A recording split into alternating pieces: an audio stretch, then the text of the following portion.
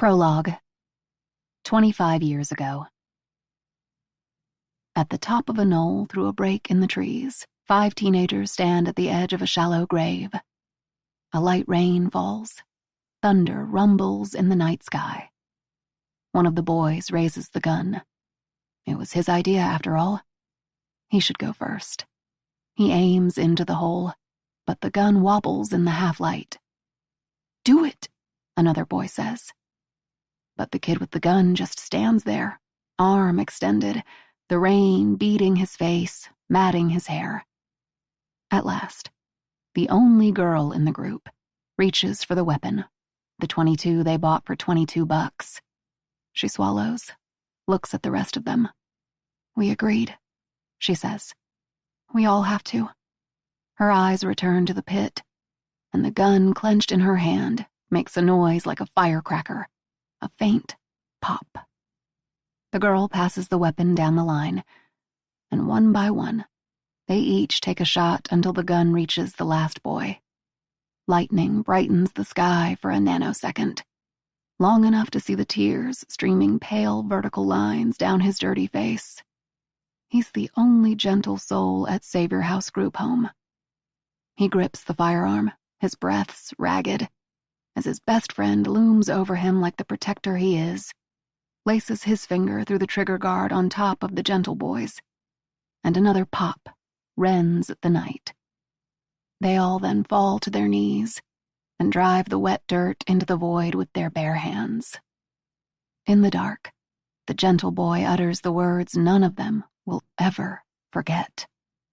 "What have we done?" Part 1. The Targets. Chapter 1. Jenna. Present day. "There's my girl," Simon says in his chipper morning voice. It's one of the things Jenna adores about her husband, his unrelenting cheerfulness. She's back from running her 5 miles and feeling every one of her 39 years. She kisses Simon, then sits at the kitchen table across from her stepdaughter Lulu, who's eating pancakes, her shiny Mary Jane swinging under the chair. As usual, their Labrador peanut butter is at the 5-year-old's feet, waiting for falling scraps. Simon stands at the stovetop pouring batter for more flapjacks, wearing the apron that has, "I have no idea what I'm doing," inscribed on the front. "I thought you have an early meeting," Jenna says, noticing that he's still in his pajamas. He wears the button-up style like a character from a 1950s sitcom. "I have time. I need to make sure my girls get the most important meal of the day." He pushes his glasses up on his nose. For most women, the nerdy tax lawyer wouldn't elicit the rush of whatever chemical or emotion crowding Jenna's chest. But this boring numbers man, white bread as they come, fills that part of Jenna that was empty for so long. She knows they're an odd match. She catches the looks, the whispers, that she must be in it for the money. The gossipers not realizing that Simon isn't exactly Bill Gates, even if he resembles him. In fact, Jenna's numbered Swiss account dwarfs their modest savings and Simon's 401k. Her older stepdaughter Willow bursts into the kitchen, backpack slung over her shoulder. She's wearing her high school uniform and customary scowl. The skirt looks shorter than regulation. Jenna's sure she's had it altered, but she's always walking a tightrope with Willow, so she doesn't say anything. Pick your battles. "Good morning," Jenna says with exaggerated cheeriness that would give even Simon a run for his money. Willow mumbles something, opens the refrigerator, sighs at some unstated grocery store failure on Jenna's part. "Pancakes?" Simon asks earnestly. He's immune to the 17-year-old's morning gloom. "Can't. Ride's here." Jenna says, "I can get you some fruit or something for the road." Willow gives her a "you can't be serious" look before she leaves the kitchen with another mumble and the front door slams. Jenna gets it. Willow lost her mother. Jenna knows what that feels like. Maybe one day they'll be able to talk about it together. Simon sets a plate in front of Jenna, smiles. He doesn't ask her what's on her agenda today. He never does. They met on Match.com a year ago, 3 years after the girl's biological mother succumbed to cancer. They married 6 months later to the consternation of Simon's family and friends. To hell with them all, he always says, the rare times he curses. And Willow will come around, just give her time. Jenna's not so sure about that. After breakfast, she kisses Simon goodbye, does the dishes, gathers Lulu's backpack. At the bus stop, the little girl stays on the sidelines, still too shy to join the other kids huddled on the picturesque block of their affluent village outside Washington, D.C. Jenna understands. The other moms still haven't taken to Jenna either. Simon always jokes that they're intimidated by her looks. She doesn't think it's that, but she'll keep trying. She smiles at Karen, the perfectly named queen bee of the neighborhood moms. The gesture goes unrequited. Jenna joins the other parents waving to the tiny windows on the yellow school bus, all seeming part saddened, part elated at the departure of their children for a few precious hours. As the bus disappears in a trail of black exhaust, Jenna notices a woman across the street who seems to be staring at her. She's not one of the usual bus stop parents. She has a pretty, heart-shaped face, high cheekbones. Someone new in the neighborhood, maybe? Too young to be a mom. An au pair? Jenna raises her hand to wave, but the woman turns away. Not even fellow outcasts want to be friends. Jenna watches a long moment as the woman crosses the street to avoid the other parents chatting on the sidewalk. Back at the house, Jenna contemplates a shower.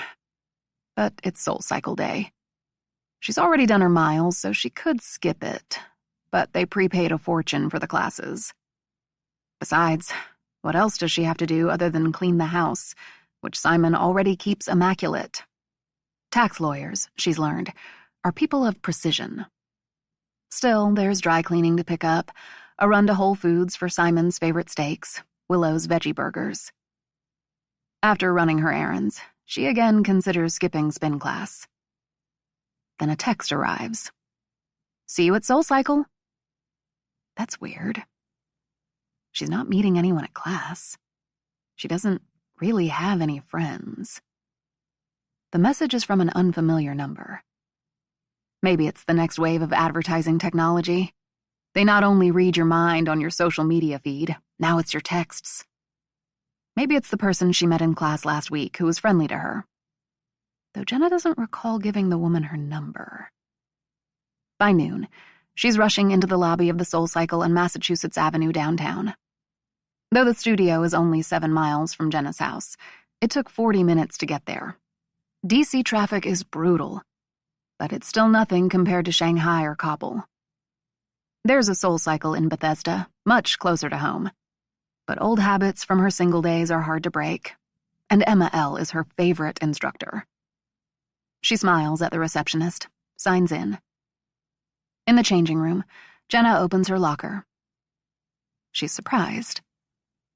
There's a cell phone inside. It's the cheap burner phone variety. She examines the locker's door to make sure she's opened the right one. But it's her monthly rental, and the combination on the lock worked. Dread courses through her.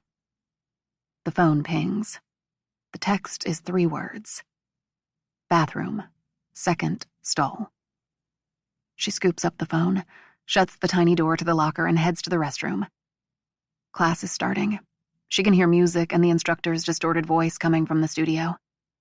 The restroom is empty. Lowering her head, she peers under the row of stalls. No feet. She faces the second stall, opens the door slowly, the pulsing beat of the music still vibrating through the walls. A jolt rips through her. Inside the stall is a woman.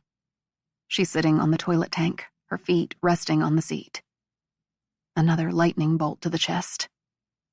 It's the young woman from the bus stop. The woman steps gracefully onto the floor and shoves a duffel bag into Jenna's hands. I said I was done with all this, Jenna tells her. They said I was free and they wouldn't. That's above my pay grade. Please, I can't. The woman shakes her head. You'd better. For Simon, Willow and Tallulah's sake. The woman steps past her calmly and disappears. Jenna's heart is banging in her chest, sweat forming on her forehead. She steadies herself, then unzips the duffel. Inside, there's a pair of movie starlet sunglasses, a wig of flowing black hair, a denim jacket, and a keycard that says, Hamilton Hotel. Handwritten on the sleeve, a room number, 1018. 5 minutes later, Jenna slips out of the SoulCycle studio and struts down the street in her disguise. The Hamilton's only a block away. Her gut is full of butterflies, but her training is coming back to her, like riding a bike. She's not this person anymore. She can't. She won't. But her family. Inside room 1018, she finds a rifle with a high-end scope on a tripod positioned at the window. The phone pings again, and Jenna reads the instructions. The bald man at the Capitol Grill's outdoor table won't be making it to dessert. Chapter 2. Donnie. Donnie wakes to loud thuds on his cabin door. Each pound reverberates through his head like an explosion. He's on the floor of the tiny room in the belly of the cruise ship. 20 years ago, he and the band would have been in the concierge suites. He pushes himself away from the vomit puddled on the floor. The ocean is choppy today, and it's making him feel even worse. The thumping continues, and he manages to climb to his feet. Wearing only tighty whities, he opens the door, and the light from the hallway sends another bullet through his skull. Donnie, what's going on? Pixie has a concerned look on her face. Rehearsal started half an hour ago. Tom is pissed.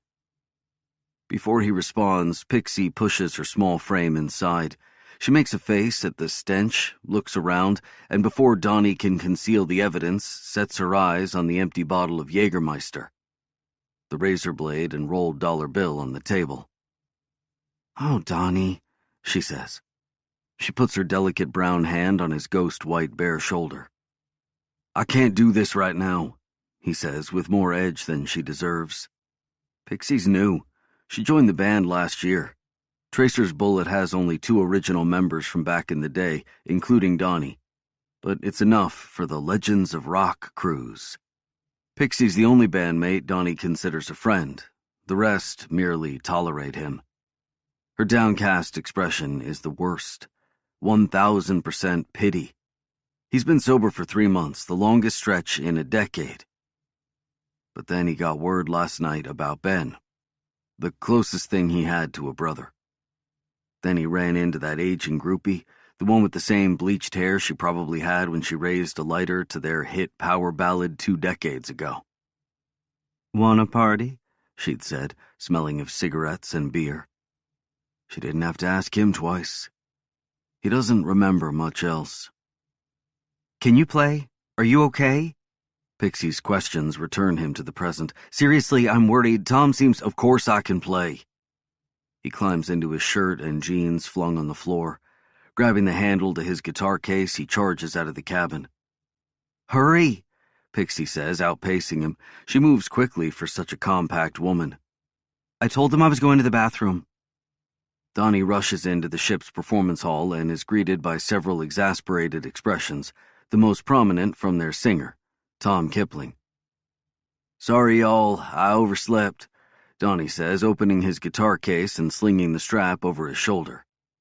Pfft. Tom grips the microphone, leaning as if he's being held up by the stand. Donnie has a brief image of a younger man in the same pose. Even then, Tom was always bossing everyone around.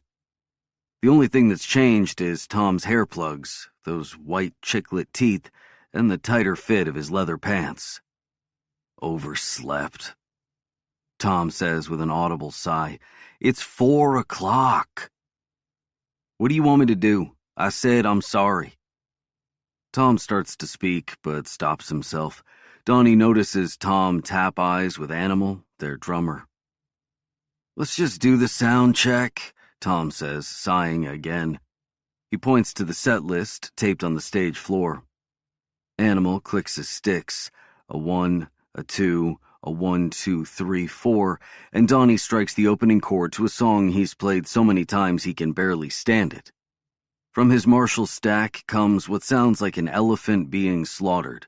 His Les Paul is wildly out of tune, thanks to neglect and a popped string. Tom waves his arms to cut the music. His sagging jowls quiver. But he doesn't yell at Donnie. That's a surprise. Donnie's spent most of his adult life being yelled at by Tom Kipling, so he's used to it. But this is worse.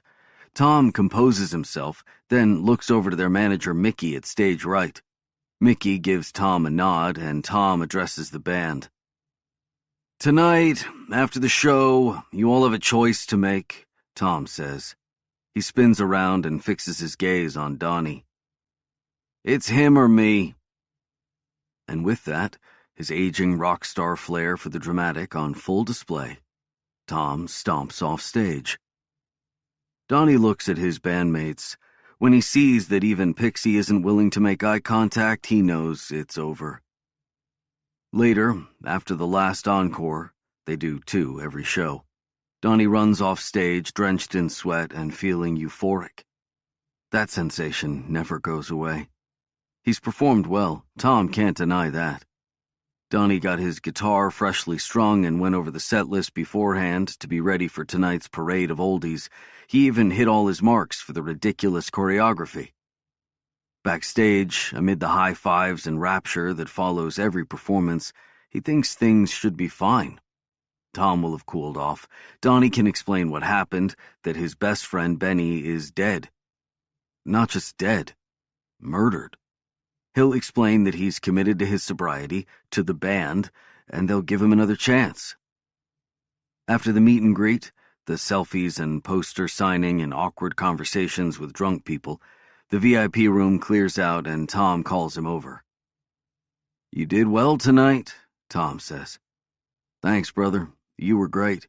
You sound like you did when we were kids." Tom gives a fleeting smile with that row of 2 white teeth on his too tan face. He's like an old house with too many layers of paint. He takes a deep breath. "That's just it, man. We're not kids anymore." "I get it, Tommy. I promise it won't happen again. I've got 3 ex-wives to support," Tom interrupts. "My daughter's in her 2nd year at Berkeley. I need this job, man. Trust me. So do I," Donnie says. He holds back his resentment at Tom's tales of financial woe. Tom took all the songwriting credits. At the time, the rest of the band didn't understand that if your name isn't on the song, the money stops. It's the reason Tracer's Bullet broke up. Donnie's the only other member who is desperate enough to come back. "That's what makes this hard, Don. Tommy," Tom offers a sad expression. "It's done, my friend. I wish you nothing but the best." "You can't do this to me." Donnie's voice rises. A couple of roadies look over. Tom shakes his head. Donnie's voice breaks now. "You owe me, man." "I've got to go." Tom turns. Donnie grabs his arm roughly and Tom twists around, his face dark now. "I suggest you let go of my arm." Donnie stares at him a long beat and releases his grip.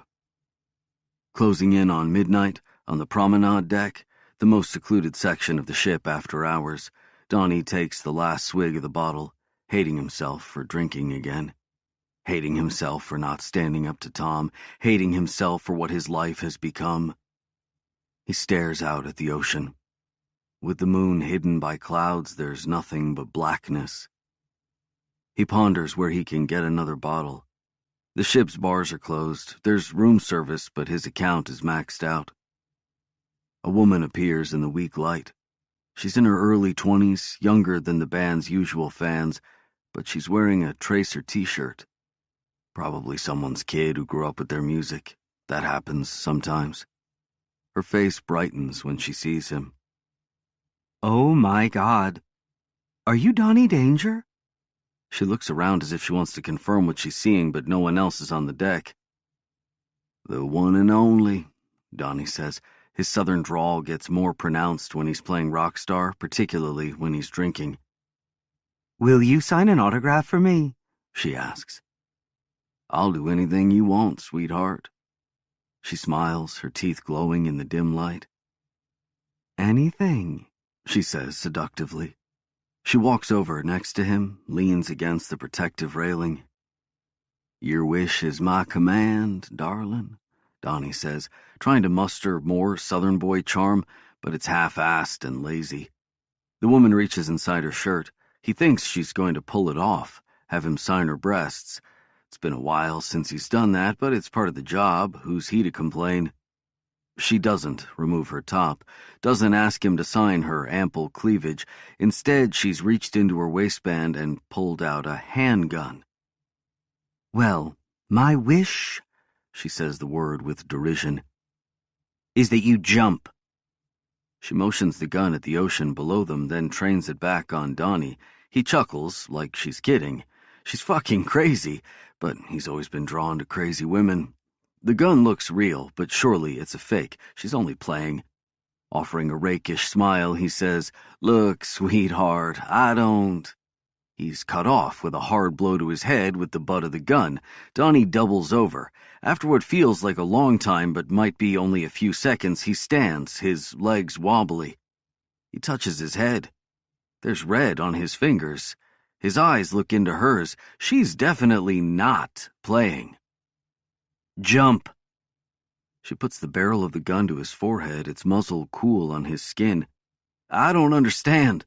Donnie's heartbeat swirls in his ears now. You don't need to understand. She holds up 5 fingers with the hand not clutching the gun. She begins ticking off her fingers. 5. All right, hold on. Wait. 4. Wait, hold up. 3. Okay. He raises his hands. She retracts the barrel and steps back, motions her chin for him to get up on the rail. A chill races up Donnie's spine. He hops his ass up, feeling the cold metal through his jeans. He's no longer shit-faced drunk, but he's still unsteady from the terror. The woman gestures with the gun for him to swing his legs around, and he does, fear seizing him as he sits precariously on the ledge, his feet dangling. On this side of the ship, there are no decks below. A straight drop into the ocean. His eyes search for life preservers, but find none. 2, she says. He twists his head around. She's displaying an awful peace sign with her fingers. Please, what's... I don't understand. Before he pleads more, he hears her say, 1, and feels the shove into the abyss. Chapter 3. Nico. Nico clasps the flashlight and swings the ray around the coal mine. He's been the executive producer for the unexpected reality TV hit The Miners for a year now, but he still feels claustrophobic in the cavern. The low ceilings, the fog of coal dust, the rats. The coal company closed Mine B in the 1980s, and it's now only used as one of the show's sets. The cast always grumbles about shoots here, complaining that staging scenes in an inoperable mine takes away from the authenticity of the show. Nico listens patiently to their gripes, fights the urge to remind them that they're hardly living an authentic coal miner's life. The star of the show, Roger, who spent the better part of his life working in a godforsaken hole for $47K a year, drives a Bentley for fuck's sake.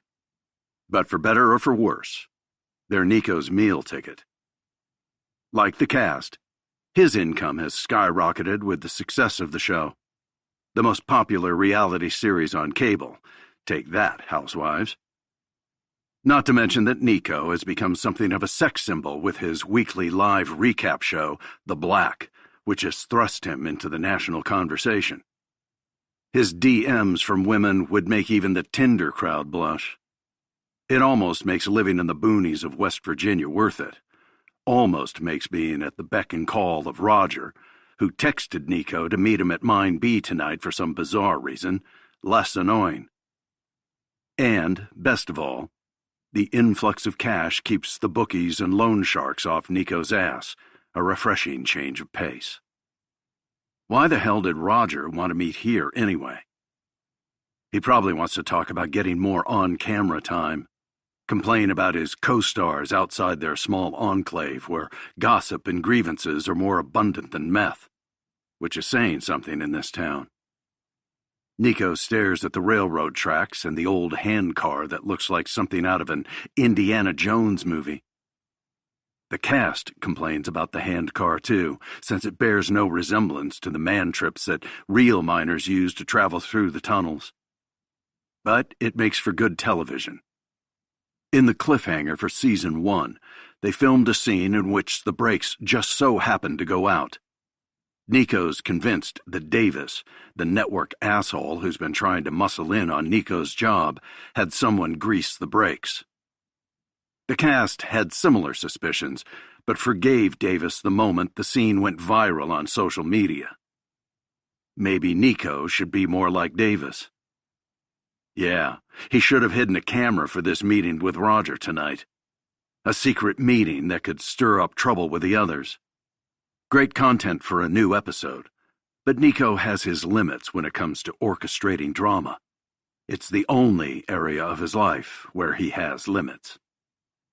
He hears the noise of the elevator, the rickety pile of rusted metal. It's nearly 10 o'clock, which means Roger, who insists on being called Maverick — coal miners live for their nicknames — will have several shots of Jim Beam in him. The doors to the elevator rattle open. Nico hates that contraption. It's going to be the death of someone, he's convinced. Oh, wouldn't Davis love that? The ratings would go through the roof. The figure moves toward him. Holding up the flashlight, Nico says, "Geez, Roger, what's with all the cloak and dagger? Your text said—" Nico stops when the figure clicks on the lamp of a miner's helmet. It's a blinding beam, stronger than a typical headlamp. Nico squints, holds up a hand to shield his eyes. He can make out that the figure is shorter than 6'2" Roger. His danger antenna starts sending signals, raising the hairs on the back of his neck. "This is private property," Nico says in a firm tone, trying to keep the tremor out of his voice. "I know the sheriff, so you'd best be on your way before—" He stops when the figure's lamp turns off, leaving Nico's eyes spotted by the afterglow. He hears gravel crunching, the figure running at him, then hears a strange sound like a hydraulic pump. Then there's a fire in his shoulder. He's on the ground. It's only a millisecond before he scrambles to his feet and hauls ass. After years of evading the leg breakers when he couldn't keep up with the VIG, he knows what's coming. Nico races down the tunnel and dives onto the handcar. The beam from the miner's helmet is on him again, his own shadow skittering ahead. He turns quickly and sees the figure walking slowly toward him. Jason from the horror movie, carrying something that looks like a baton or cylinder. What in the holy fuck? The light is getting closer as he settles into the handcar, his shirt damp with blood and sweat. Nico grabs the lever and tugs down with everything he has. His other arm feels like it's been branded by a cowpoke. The rail car pushes forward. He needs to get the fuck out of there, crank that lever harder. He ducks low, puts his weight on the lever, the ray from the assailant's helmet bathing him in light. Nico cranks harder, the rail car picking up pace. He uses his good arm and marshals all his strength to pump the crank. The light behind him is getting dimmer as the car bumps along the tracks. He thinks he hears footfalls behind him, but he keeps cranking, moving faster. They fixed the brakes on this thing at least, but the tracks will end soon. He'll have to turn and fight if the attacker follows. He does not intend to die in this shitty mine, that's for sure. He cranks and cranks until the light mercifully disappears. Deep in the tunnel now, darkness envelops him. He yanks out his iPhone. It won't work down here, but there's a flashlight. No, it will draw the figure to him. He keeps gliding down the tracks, letting the cart slow, knowing there's a dead end. He doesn't want to plow into the bumper. His heart continues to pound. He's drenched in panic sweat, but the car finally comes to a stop. It's pitch black. He listens, fear and blood loss making him tremble. More silence. Then, a joyous sound, the rattle of the elevator's motor. The attacker is leaving. Thank fucking God. He feels a wave of relief, but adrenaline still has him wired. He clicks on the phone's flashlight, gasps at his blood-soaked shirt. All is quiet. The elevator up top now. He needs to get out of there, get to a hospital. But he decides to wait a little longer to give the attacker time to leave the mine site. Then he hears it. A deep, loud boom. The railcar shakes and a snapping sound comes from above. In a split second, he realizes the grim reality. An explosive detonated. There's a loud rumble. A cloud of black dust fills the tunnel, and everything goes dark. Chapter 4. Jenna. Jenna doesn't want to do this. But she has no choice. She knows. She prays the target is a bad guy. She used to tell herself that they were all bad guys. But the truth is, she had no idea. And the harder truth? The longer she was on the job, the more difficult it became to tell the bad guys from the good. Wealth and power can hide monsters in plain sight. This isn't happening. She was supposed to be out. But it is happening. The woman's voice tackles her thoughts. You'd better. For Simon, Willow, and Tallulah's sake. If she ever meets that woman again, she will kill her. She separates the hotel room's drapes an inch and looks outside. It's a direct line of sight to the outdoor deck of the Capitol Grill. The deck is empty, which is unusual for the power lunch hotspot. It's usually packed when Jenna leaves spin class. Perhaps her target reserved the entire seating area. She looks at the burner phone again. Cap Grill. Outside table. Bald man. Her thoughts drift to her family at breakfast, to her wonderfully normal husband kissing her goodbye, to her wonderfully angsty teen slamming the door, to her wonderfully adorable 5-year-old sneaking food to her wonderfully lovable dog. Then Jenna imagines losing them all by the time she returns home if she doesn't do this. She examines the rifle, checks the scope. The hotel window presents a problem. She usually would have a 2-person team, one to shoot out the glass, the other to take out the mark. But she notices that someone has disabled the suicide deterrence mechanism that ordinarily would prevent the window from opening more than a few inches. She pulls the latch and the window opens far enough to avoid obstructing the shot. She looks for something to take a wind reading and sees that a flag planted on the roof of an office building is limp. She gets in position. It isn't long before the restaurant's host leads a small cluster of men to an outdoor table.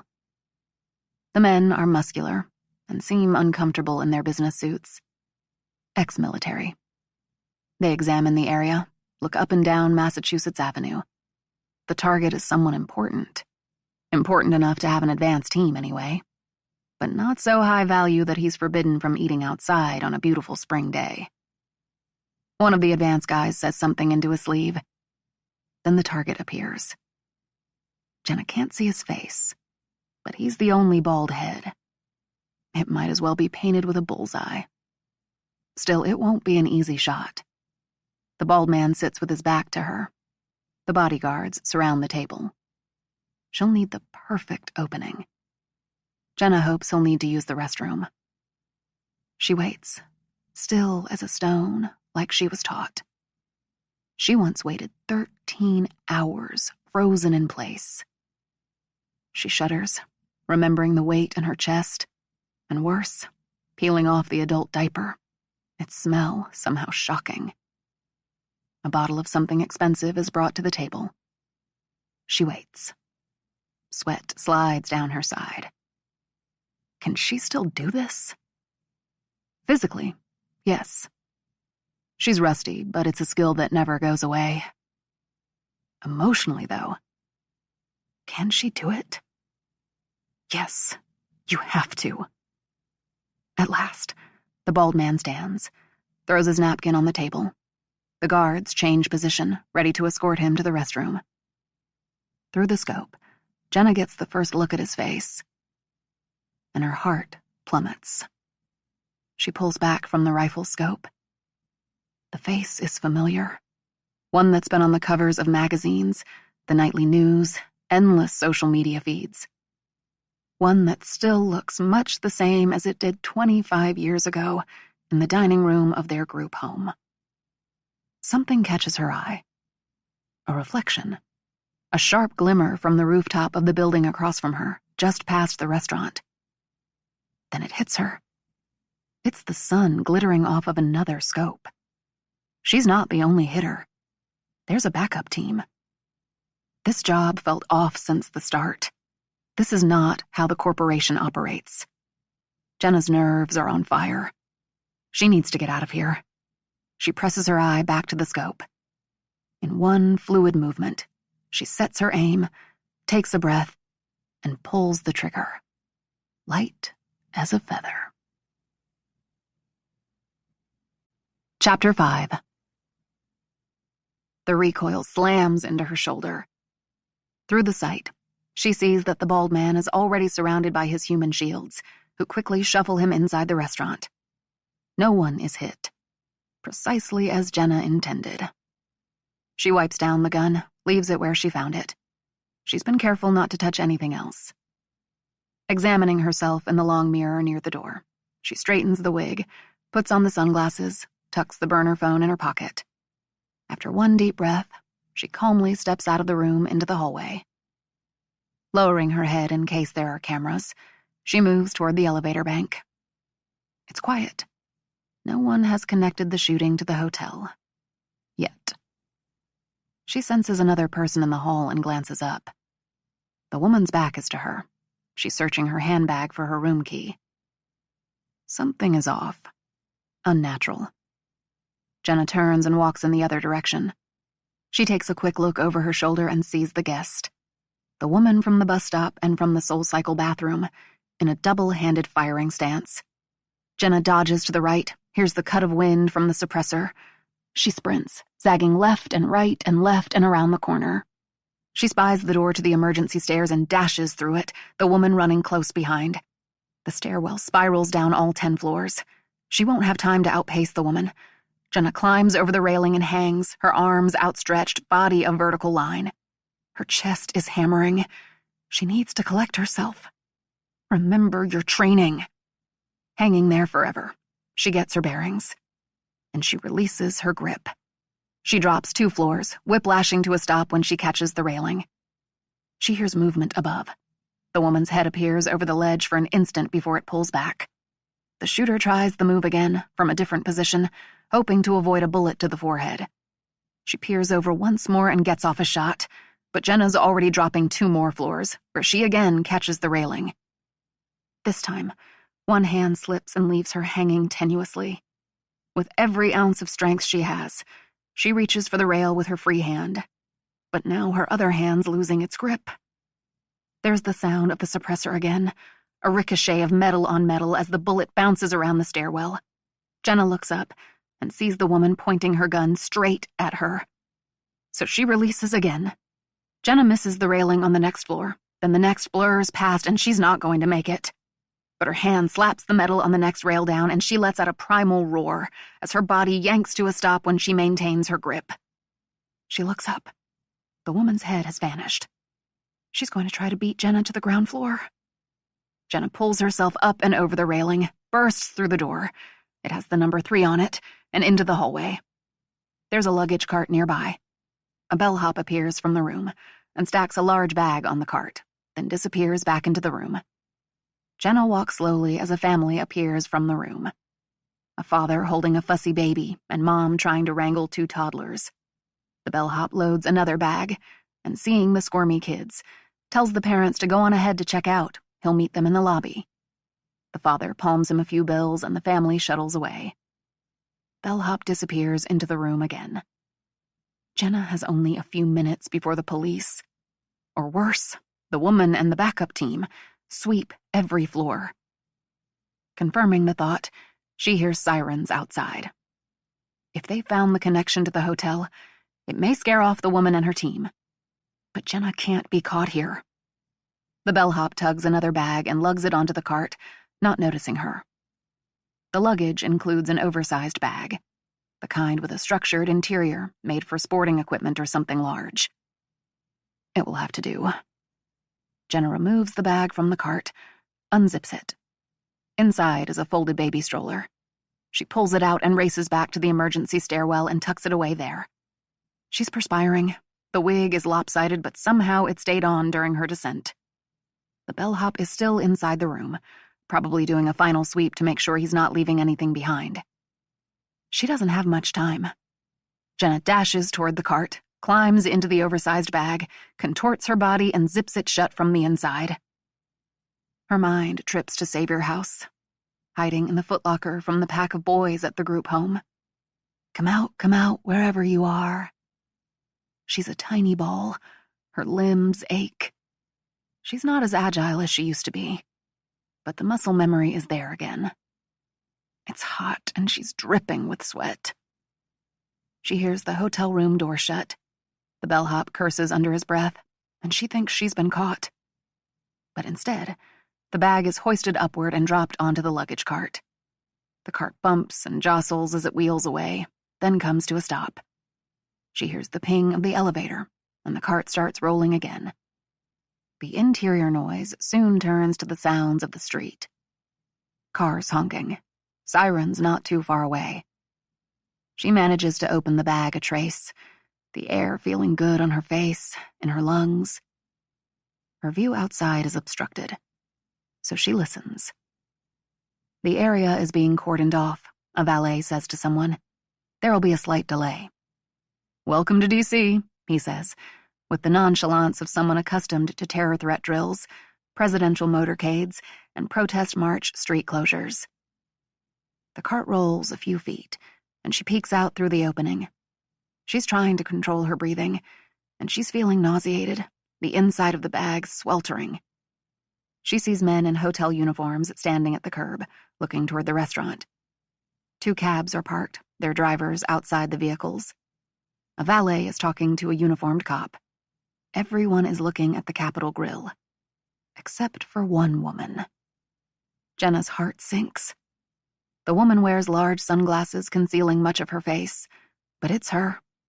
She's staring at a cell phone. She walks slowly, oblivious to the chaos around her. Her eyes move from her phone to the street, then to the phone again, as if she's following directions on Google Maps. Jenna feels a chill course through her.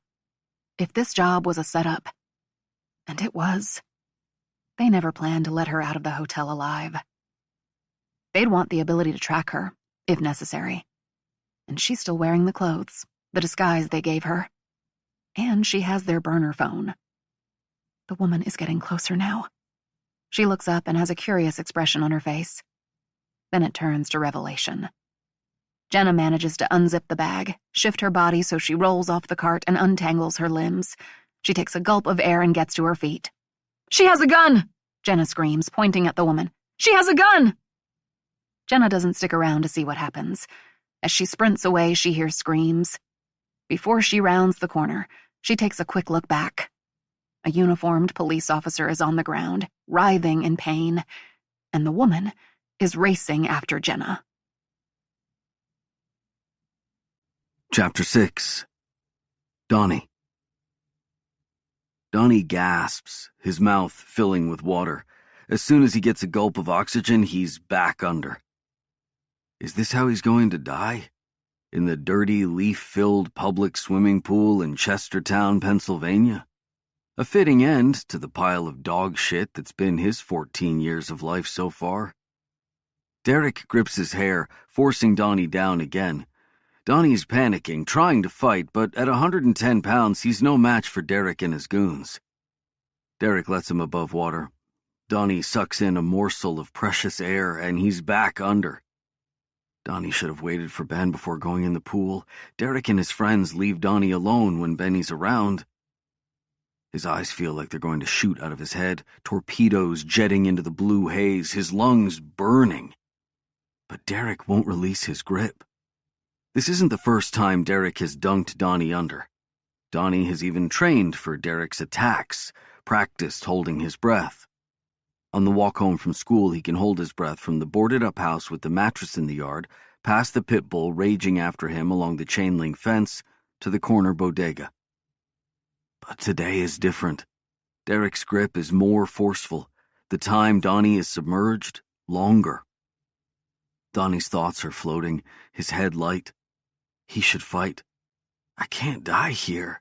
He needs to live, to show them all that he'll be somebody. He'll be on stage in stadiums and on MTV, and everyone who ever called him Twig or Cletus or Redneck will beg for backstage tickets.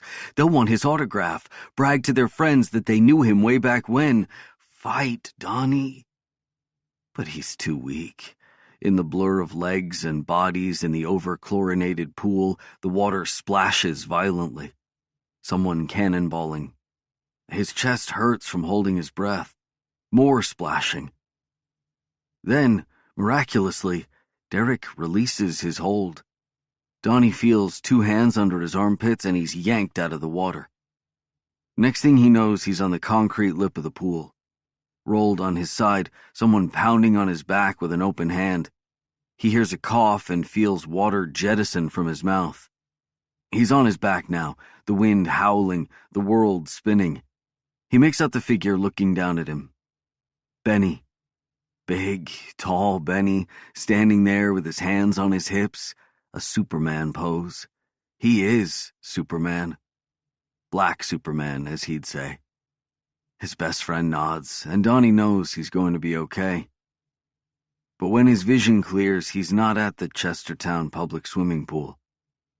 Derek Brood isn't nursing a bloody lip.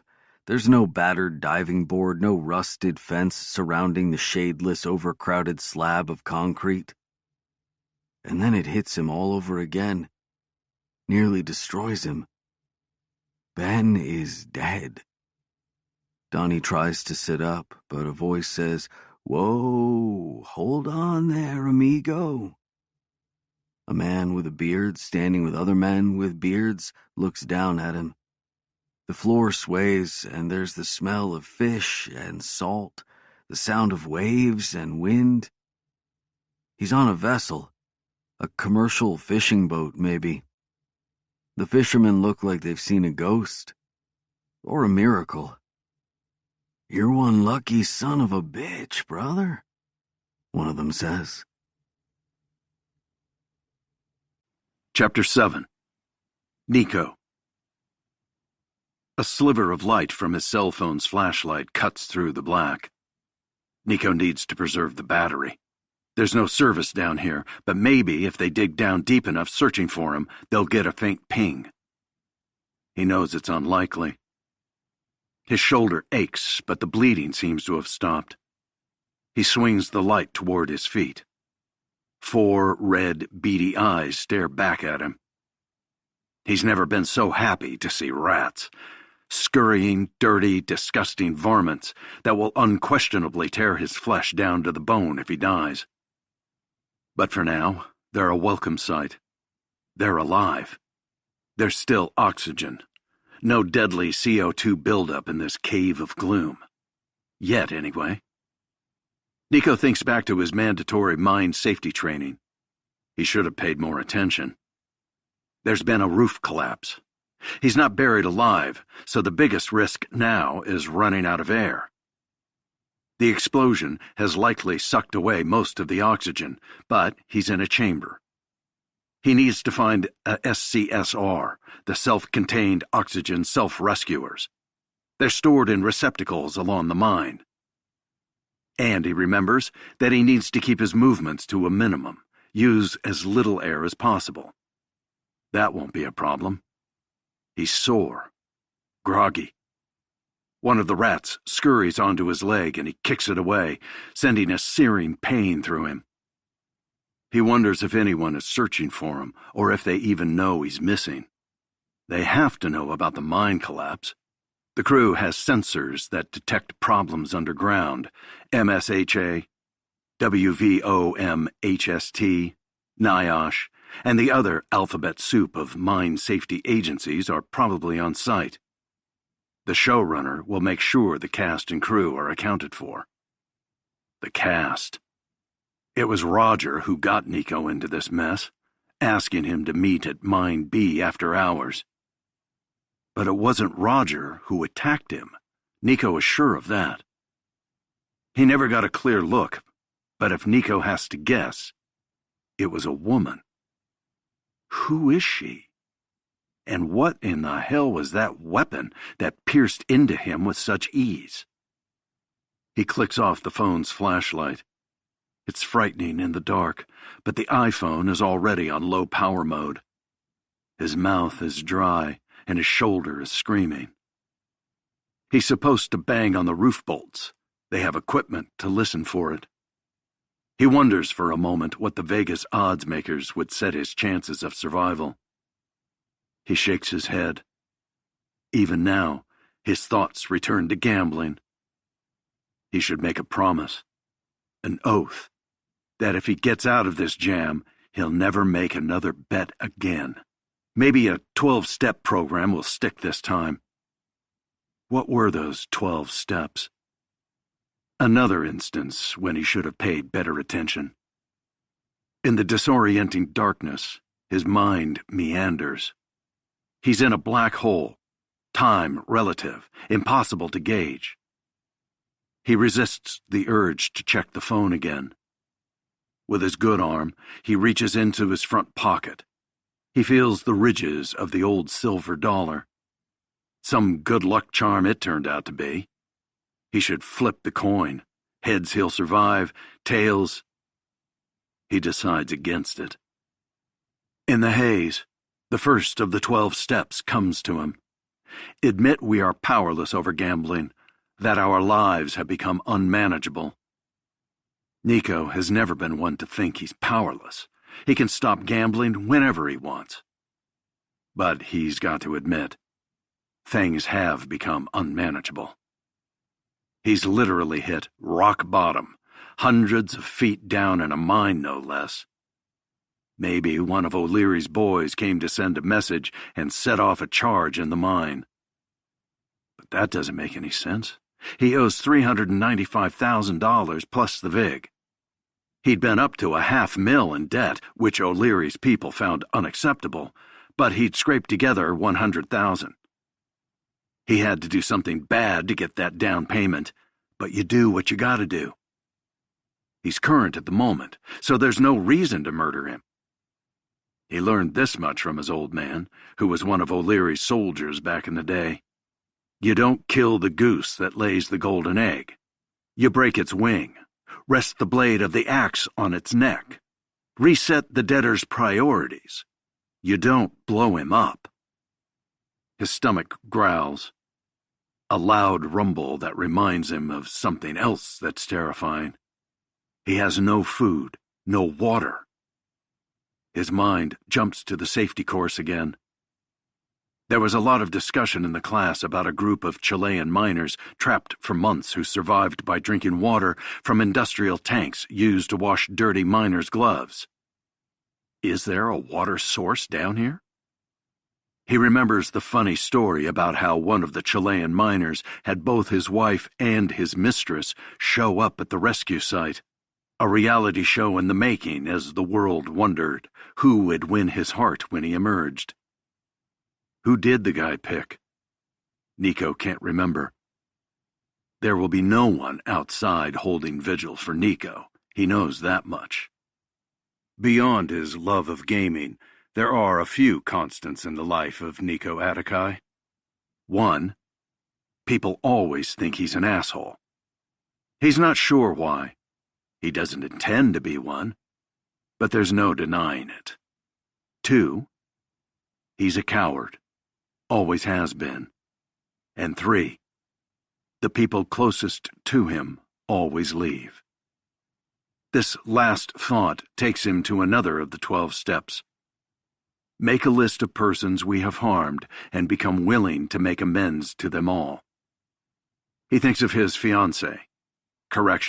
ex-fiancée, Natalie. She loved him. Really, really loved him.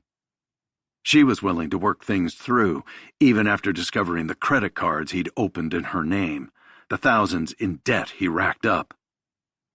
You know, it's not the gambling, she'd said on that last day. You might be able to overcome that. Then what is it? You're incapable of loving anyone. That's not true, he said. You're always 1 foot out the door so you can beat the other person at leaving. Natalie is an elementary school teacher, not a psychologist. But she's watched enough Dr. Phil to be onto something. Nico made the mistake of telling Natalie about his mother leaving him behind to escape his abusive father, about his father then disappearing. And he told Natalie about Annie, his first love who vanished without a trace. In the fog of his thoughts, he must be in shock. His mind frolics to Annie. Raising her hand in 9th grade science, one of the only kids listening to the teacher drone on. Sitting on the top of the monkey bars at the seedy park watching the sunset.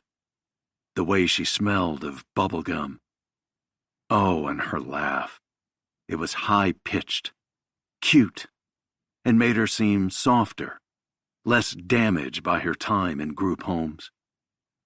The way she'd get exasperated with Nico and the other boys about their endless "that's what she said" jokes.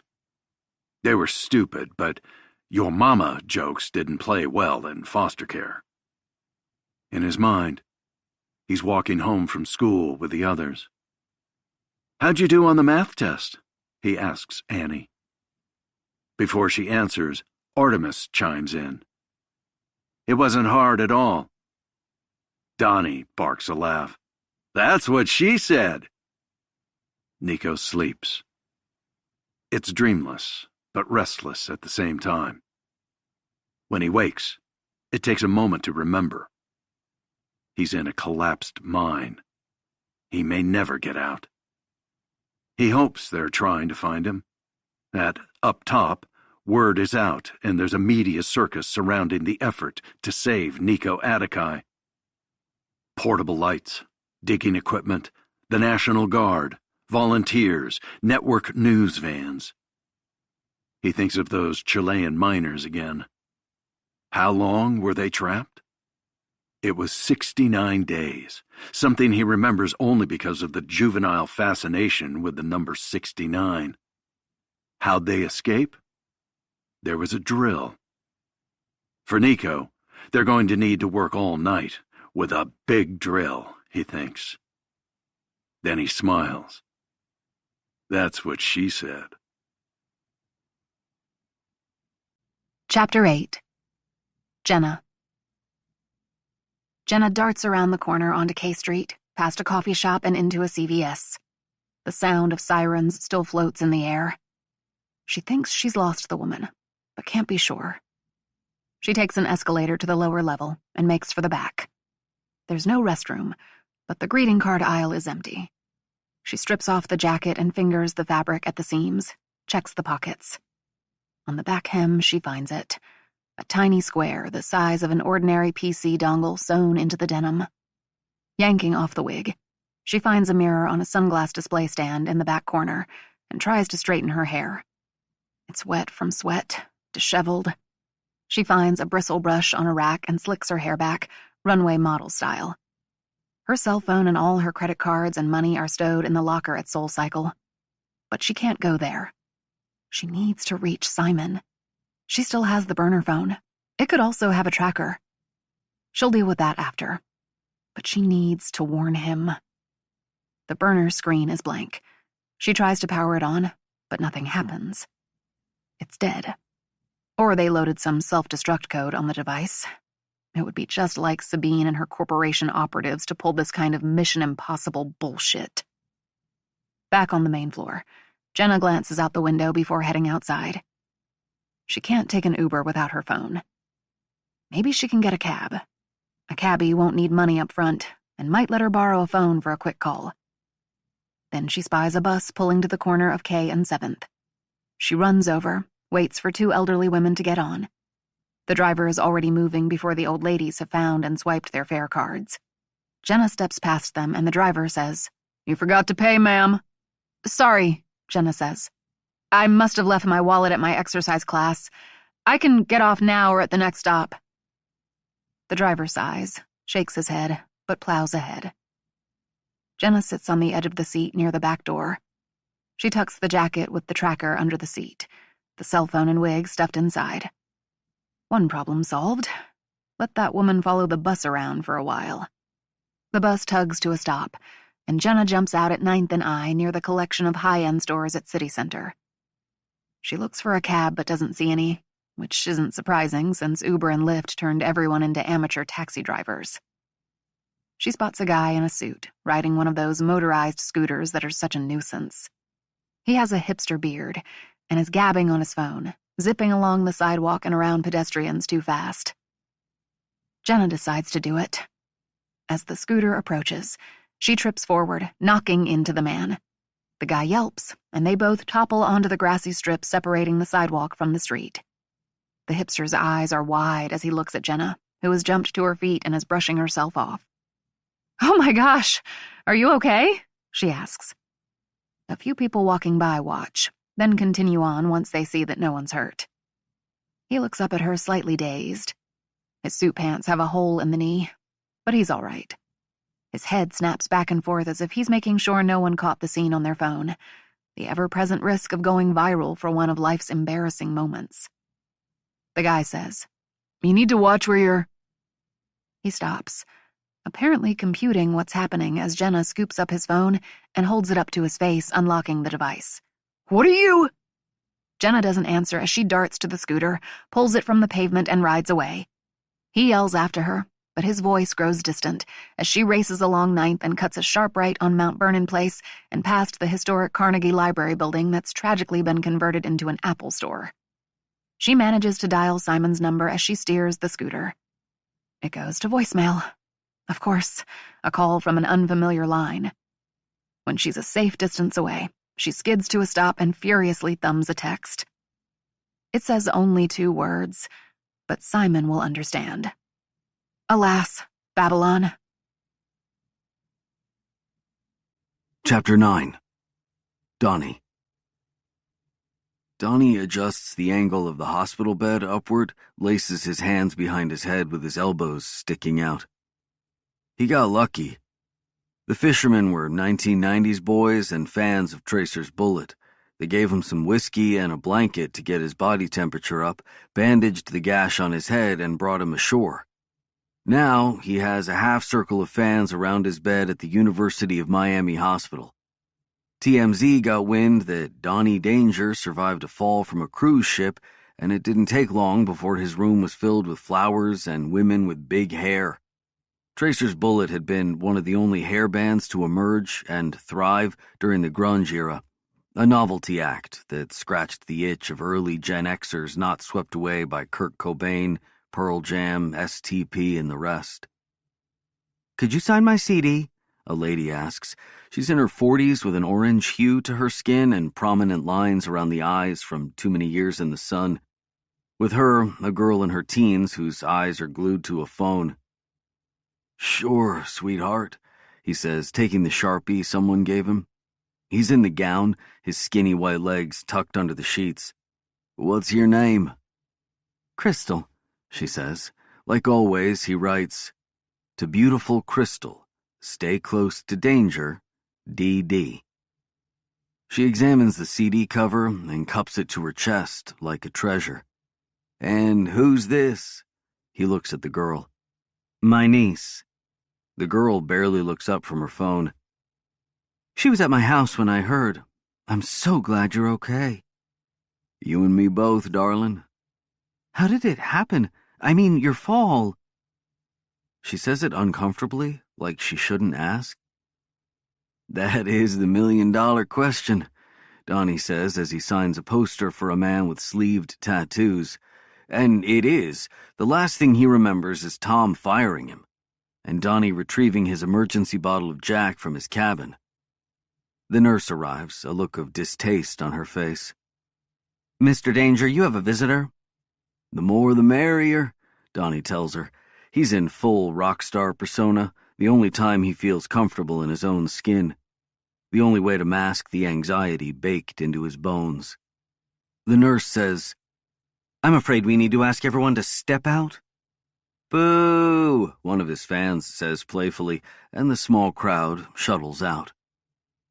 A man in a dark suit enters. Mr. Danger, he says, like it pains him. But it's actually Donnie's last name. He changed it legally after their first album went platinum and he had money burning a hole in his pocket. His real name is Donnie Johnson, but Tom told him, Don Johnson, you've got to change that. This isn't Miami Vice. That's me, Donnie says. The man is tall, olive-skinned, his part defined, his posture arrow-straight. A lawyer, possibly. Maybe the cruise ship company thinks Donnie's gonna sue. They've already sent over a giant bouquet of flowers, and a perky woman called and told him they'd set him up in a suite at the Fontainebleau Hotel so he can recover in style. He should fall out of a boat more often. I'm Special Agent Rodriguez with the Federal Bureau of Investigation. The FBI, Donnie says. No shit. The man nods, doesn't elaborate. I have a few questions, if you're up for it. Sure, boss, Donnie says, his accent thick and folksy when he's rock star Donnie. What happened? The agent asks, an open-ended question if there ever was one. Afraid I can't tell you much. I hit my nugget on the way down, it seems. He knocks lightly on the side of his head. Last thing I remember is the show. We killed it. He remembers a little more, but doesn't want to get into Tom firing him, his solo pity party afterward with the bottle of Jack. But what came after remains a complete blank. You don't remember how you went over? Donnie shakes his head. The doc says it may come back to me, but right now, nothing. The FBI agent doesn't seem surprised. He's probably already spoken with the doctor, a pretty black lady immune to Donnie's charm. Donnie adds, There's cameras all over the boat. I imagine the cruise line can... We have the footage. The agent cuts him off. Mr. Danger? He pauses, cracks his neck. Is there anyone you can think of who'd want to hurt you? Donnie guffaws at that. Maybe one of my ex-girlfriends. He smiles. Oh, you're serious? No, I can't think of anyone who'd want to hurt me. I mean, why would they? The agent doesn't respond. He pulls out his phone, displays a grainy video. It shows Donnie, his gait unsteady, a bottle clenched in his left hand as he pulls along the stair railing up to the promenade deck with his right. The agent says, This is the last footage of you they could find. We think you went over on deck 4. Donnie nods. He has absolutely no recollection of it. They got cameras there, don't they? The agent nods. The 2 were disabled. Vandalized. He studies Donnie like he's looking for a reaction. Maybe they think Donnie disabled the cameras himself. If they've talked to the band, they'd know he was fired. Maybe the FBI thinks he was trying to kill himself. But the agent doesn't ask. You were friends with Benjamin Wood? This takes him aback. Why would this agent be asking about Benny? Donnie supposes the feds would be on the case. The murder of a federal judge must be something the FBI covers. But what in the hell does it have to do with Donnie falling off a boat? Yeah, we were tight since we were kids. I'm the godfather to his daughter. This reminds him he needs to call and check in. He called Benny's wife, Mia, several times from the ship's satellite phone, but they all went to voicemail. When was the last time you saw him? Before he was killed? About a month ago. I've been on the road. I visit him in Philly whenever I'm back east. The agent nods. Hey, you mind me asking what this has to do with my, accident? Donnie asks. I don't mind you asking, the agent says. But he doesn't answer the question. Instead, he asks, any idea why Judge Wood would have been in Chestertown? The newspapers said Benny was last seen leaving work, but his body was found in a dumpster in an industrial area of the dreary Pennsylvania town where they'd been in foster care together. The reports speculated that he'd been the victim of a carjacking. Donnie shakes his head. He and Benny vowed to never go back to that wretched town. The agent displays the screen of his phone again. It's a photo of a woman, grainy footage from a low-end surveillance camera. She's standing outside a marble building. You recognize this woman? Donnie shakes his head. Rodriguez says, footage shows her outside the Eastern District of Pennsylvania courthouse building on multiple occasions, including 3 days ago, the last time anyone saw Judge Wood. I thought you caught the guy who did it, one of the criminals Benny put away. The agent sighs. An arrest has been made, but the investigation is ongoing. The woman is a person of interest, someone we want to speak to. She wasn't originally a high priority, but... But what? Donnie grabs the word since there's obviously a reason the guy is asking about her. We got a facial recognition hit. The agent swipes his phone again. He pulls up a photo of a white woman. Could be the same woman from outside the courthouse, but it's hard to say. She's young, pronounced cheekbones, cat eyes, sultry. Who is she? We're not sure. We got a hit and tracked it to a passport database. Donnie doesn't understand. It's a fake passport, but we think it's the same woman. When it's clear Donnie still isn't getting it, the agent says, she was a passenger on your cruise. Chapter 10. Jenna. Jenna ditched the scooter and is fast walking down 10th Street when the phone rings. It comes up as only a number, no name. It's not in the scooter guy's contacts. She answers. It's me, Simon says. You're sure? He's using a burner phone like they discussed when they made this contingency plan. Their marriage is nothing like the cliché in the movies, where the spouse is blindsided by their loved one's secret history. Before Jenna agreed to marry him, she told Simon everything. Well, nearly everything. Enough for him to be clear-eyed and understand the risks of living the rest of his life with her. Actually, there was some cliché to it. He proposed on the promenade outside the Eiffel Tower. She said, yes, but... Using his overly analytical mind, Simon had weighed the costs and benefits, probably made a spreadsheet of pros and cons. Like the movie Nikita? He asked. You were taken as a kid and trained to... Not as glamorous, but yes. After digesting it all, Simon figured she was safe, that her former employer, a government contractor with no name that its employees called the corporation, had no reason to come after her. But just in case, they developed an emergency plan. Simon is an inveterate planner, an occupational hazard. They agreed on a code, something only they would know. Simon chose Alas, Babylon, which is weird, but he said it was from a book he'd read when he was a kid. If either of them ever used the code, they would hightail it out to the Allegheny Mountains of Virginia, a cabin in Bath County that Simon purchased through a web of shell companies, a trail only a tax lawyer could untangle. Yes. I'm so sorry. There's a leaden silence. He's processing. Jenna says, You get Lulu. I'm on my way to get Willow. We need to be fast. Simon is still quiet. He's breathing heavily into the phone. Jenna hears the tapping of computer keys. He's at his desktop. Lulu's at school. I can see her on the webcam, he says. Lulu's kindergarten teacher has a live webcam parents can log on to. The high school teachers aren't so generous. But to Willow's consternation, she accepted their locator on her cell phone. And Willow's pinging at the school. Good. Don't bring your phone. It can be tracked. Use the burner. I'm sorry, I knew what I was getting into. He cuts her off. We'll meet you at the... Don't say it. This time she interrupts, not wanting him to reveal where they're headed. It's unnecessary. Both phones are untraceable to them, but there are laser microphones that can pick up conversations 400 meters away.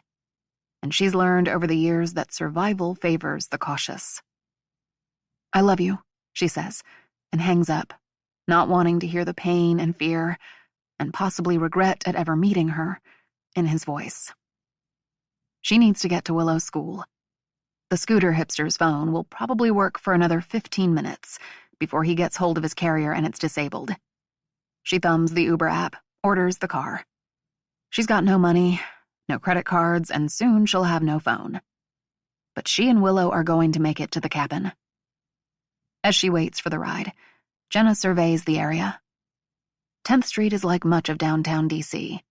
Glass office buildings filled with lawyers and lobbyists amid a smattering of red brick old row houses converted into coffee shops alongside small roadside parks with benches occupied by the growing homeless population. No one is paying her any mind. Just another Washingtonian staring at her phone, waiting for an Uber or Lyft. She tries to control her breathing, harness the fear and adrenaline ripping through her. Some of her colleagues at the corporation loved feeling like this. The high from the chase, the epinephrine from the mission. That's how they got you. The corporation taught you to crave that feeling. It meant that you were alive, that you had a purpose in this world. But for Jenna, it's always a Proustian moment, something that evokes a buried sensation, the deep sense of dread, rooted in the first time she ever ran for her life. What her stepdaughter Willow might call a trigger. Her first night at Savior House. At 15, Jenna's heard of scary Chestertown, which is about 3 burgs over from her modest home in Linwood, Pennsylvania, somewhere her parents and the other grown-ups refer to only in whispers, a place you wouldn't want your car to break down at night. The social worker pulls to the curb. The group home looks like it was once a grand mansion from another era, but now resembles a run-down haunted house from a black-and-white movie or Scooby-Doo cartoon. The social worker introduces her to the man who runs the place, Mr. Brood, a hulking figure who wears a cardigan that gives him the appearance of Mr. Rogers on steroids. It's dinner time. Kids are shuffling to the dining room, but Mr. Brood says she can be excused from dinner, this one time. He's stern, but isn't mean. More matter-of-fact. He and the social worker talk briefly before the woman shows Jenna to her room. 3 beds are in a line, each with a large trunk at the foot. Jenna doesn't say anything, just curls up on the mattress, buries her head in the pillow, which is lumpy and yellowed and has no pillowcase. She barely had a chance to say goodbye to her parents. Mom and Dad always went bowling on Tuesdays.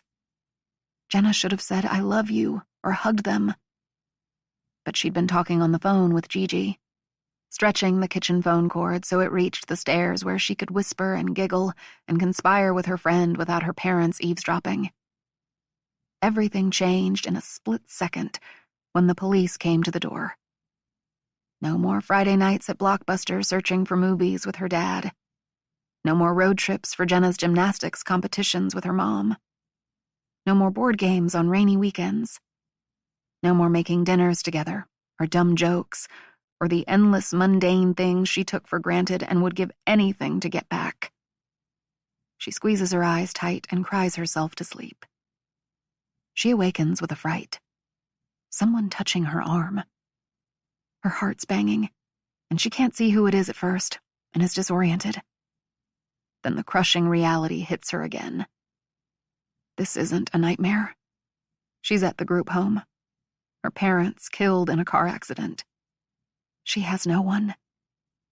There's a girl crouched at her bedside. In a whisper, she says, "We need to hide." Hide? Jenna doesn't understand. But then from outside the room, there's the sound of male voices. Laughing. Heavy footsteps. Come out, wherever you are. The tone isn't playful like in hide and seek. It's creepy. She thinks he's imitating a line from a movie. Jenna jolts up. She looks around, but there's nowhere to go. The girl's already gone. Jenna jumps to her feet, opens the chest at the foot of the bed. It's small, but she's limber. She balls herself up, closes the lid on top of her, the inside hot from her breath, loud from the banging of her heart. But the lid juts open. The girl is back, shaking her head, silently telling Jenna that they'll find her there. The girl takes Jenna's hand, then guides her out of the bedroom. In the upstairs hallway, Jenna hears more noise from downstairs. She's not sure what time it is, but it's dark, and the place is otherwise still. The girl. She has dark black hair and brown skin, puts a finger to her lips. Jenna is terrified now. What is happening? Why is this girl so afraid of them? Where is Mr. Brood? They step gingerly down the hallway, fear seizing Jenna with every creak of the floorboards. Come out, wherever you are. The voice floats up the stairs. The girl stealthily moves into the other bedroom, Jenna following close behind. The room has 3 more beds in a line, 3 trunks in front of them. The girl goes to a closet at the far end. The voices grow louder. The girl opens the closet door. It's empty, save for a few clothes hanging on a mismatch of hangers. The girl sweeps aside the clothes and reaches inside. Jenna notices a small gap in the drywall, about 4 feet long. The girl puts her small fingers inside the crevasse and pulls. A slice of drywall, a makeshift hidden door, comes off, and Jenna is startled by 2 round eyes looking back at them. The girl who led her there says, "Shit." The girl in the hidden section of the closet says, "You can fit, Marta. Both of you." She pushes herself back, as if willing herself to be smaller. But Marta clearly knows better. Marta wedges the section of drywall back to its place and fans the clothes in front of it.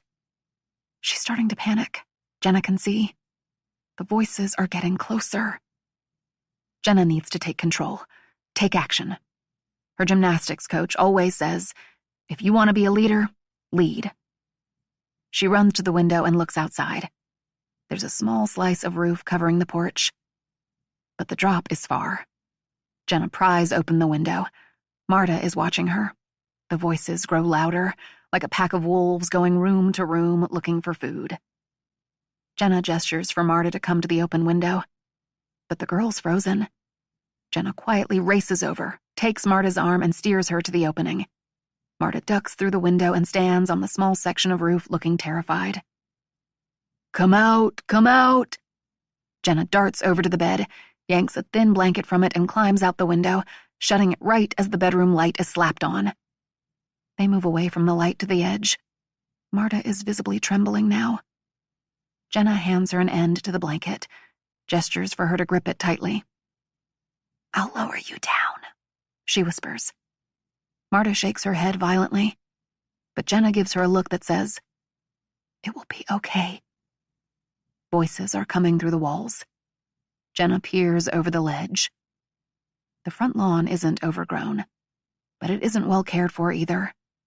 Like someone whips through every few weeks with a mower without regard to what they're plowing over. She confirms it's too far down to jump. Still holding the blanket, the girl lowers herself so she's sitting on the ledge. She twists her body around so she's facing the house, balancing on her forearms as she grips the blanket. Jenna plants her feet and begins lowering Marta, the girl gripping the blanket for dear life. Jenna's foot slips, and she worries they'll both go down, but she regains her footing as Marta inches closer to the ground. The blanket is long enough that with outstretched arms, Marta will be able to drop without breaking a limb. Jenna feels a rush of panic as the window makes a loud noise as someone jams it open. The weight on the blanket releases. Jenna makes sure Marta is safely on the ground and then tosses the blanket over the ledge. A voice booms. "She's outside!" Jenna doesn't look back at the window, but instead runs across the roof and leaps to grab the gutter's downspout above, which is old and rusted. She prays it will hold. There's more voices, but they trail off. They're running downstairs, trying to catch the girls in the yard.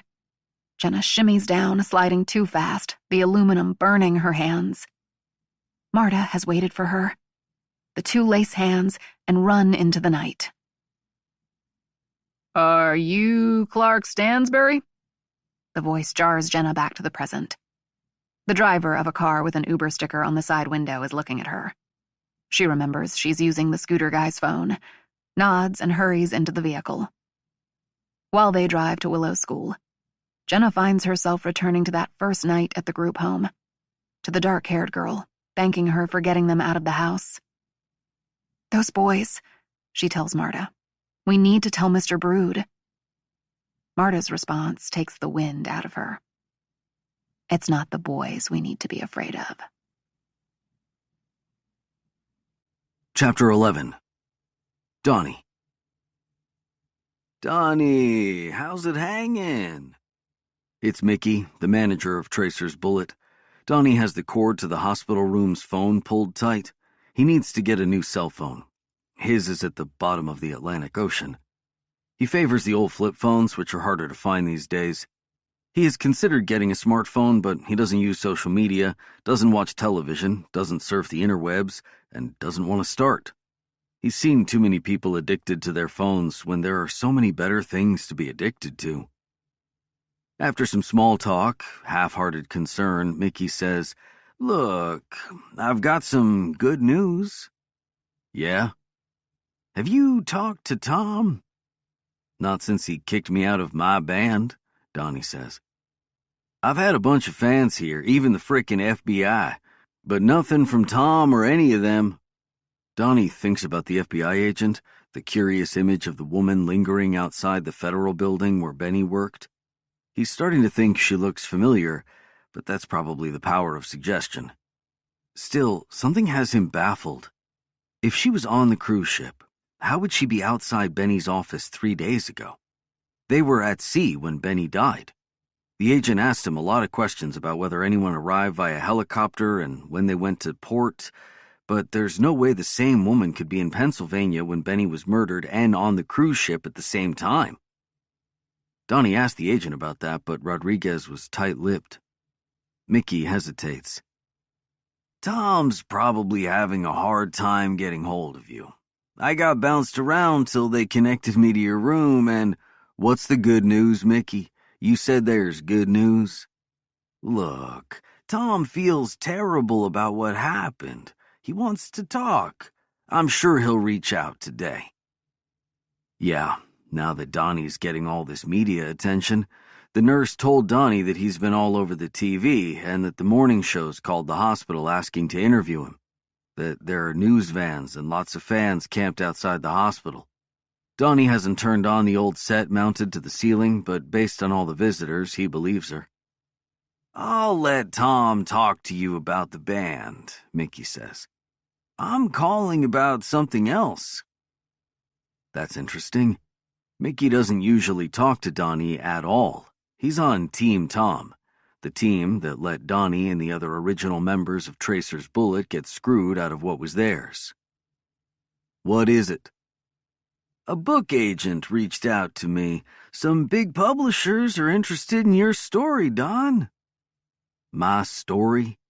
"Yeah, like an autobiography. They've been selling well. Nikki Sixx has one, Dave Grohl. People eat this shit up now." But it's not like Donnie was in Motley Crue or Nirvana or the Foo Fighters. "All 'cause I fell out of a boat?" Mickey chuckles. "Who knows? But the advance is 6 figures. Donnie thinks about this. His life story. Not an uplifting tale, but 6 figures, even low 6 figures, would help with the bills, put something away for his goddaughter. "What do I know about writing a book? I write songs, not books." That's the beauty of this thing, Don. You don't have to. They got this hotshot writer. All you gotta do is meet with the guy, tell him about your life, feed him some war stories from back in the day. He'll get it all down lickety-split. I don't know. Offers like this don't come along every day. You gotta strike while the iron's hot. Before his plunge off the Royal Voyager rotates out of the news cycle, Donnie is quiet. He thinks about his mom, the group home, terrain he doesn't want to revisit. "You there?" Mickey says. There's noise in the background, someone saying, "Check," into a PA system. Mickey's at rehearsal. Tom's probably there right now, so much for him not having the hospital room's phone number. I need to think about it. Now Mickey is quiet. He clearly thinks it's a no-brainer. How about this? Meet with the writer, see what you think. The agent already flew him down to Miami from New York. I'm checking out of the hospital today, so I won't be... Where you staying? He can be at your hotel by dinner time. Donnie realizes that the wheels on this are already in motion. Nothing to lose, Don. They'll buy you an expensive meal. No commitment. Just talk to the guy. All right, but make it clear I'm not sure about this. I'm staying at the Fontainebleau. Nice. I love the Fontainebleau, Mickey says. Sinatra and the Rat Pack used to hang there. I'll tell him to meet you in the Hakkasan bar in the hotel at 7. Chapter 12. Nico. Nico is burning up. He's in that space between consciousness and dream. Sweat rolls from his brow. His pits feel like a swamp. The wound on his shoulder may be infected. He's at the beach, the magical day with his mom when he was 11, the blissful ignorance of not knowing that this was her goodbye. She'd given him a necklace with a pendant. It's a St. Christopher, like mine. What's a St. Christopher? He keeps you safe on your journeys. Nico still wears the necklace, though he's since learned that St. Christopher, the patron saint of travelers, was demoted by the church for some reason. They probably assumed the guy was an asshole. Nico knows the feeling. His mind flutters about, a dragonfly hovering over himself. Another bead of sweat travels from his forehead, down his cheek, over his chin. It feels like condensation from a cold beer on a hot summer day. Summer. Then he's back in Chestertown, Pennsylvania, in July. It's hot as shit out here, he says. He passes the liter bottle of Mountain Dew to Annie. They sit on top of the octagon-shaped monkey bars in the dilapidated park. The bars are rusted, and there's no shade, and he hopes he's not sweating too much. Annie says, can I ask, where are your shoes? She eyes his dirty feet, and he's embarrassed, but only a little. You didn't lose them playing cards with those older kids, did you? Nico feigns insult. No, Donnie's trying out for the talent show tonight, he says. They keep making fun of him, calling him hillbilly, and he wasn't going to go because of the holes in his shoes. So Nico wiggles his toes.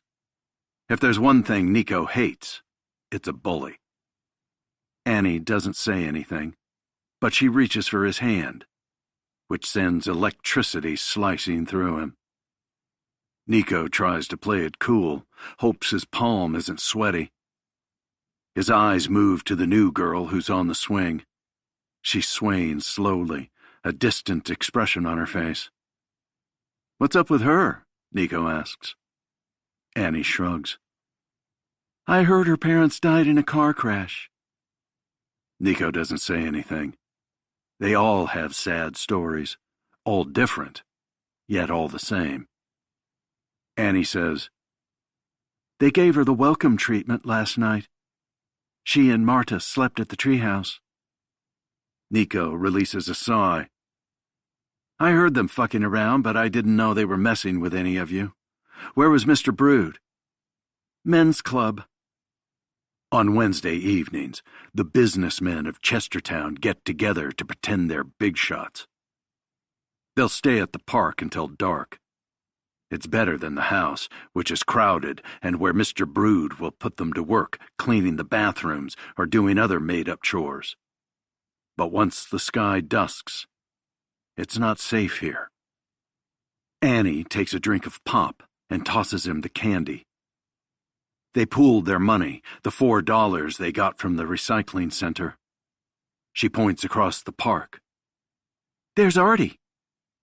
Artemis Templeton, another one of the Savior House kids, pulls an old wagon, the wheel wobbling along the broken sidewalk on the perimeter of the park. Inside the wagon is a computer monitor and a tangle of cables and cords. Dumpster diving at the Radio Shack again. He says he's going to build the next Microsoft, but bigger.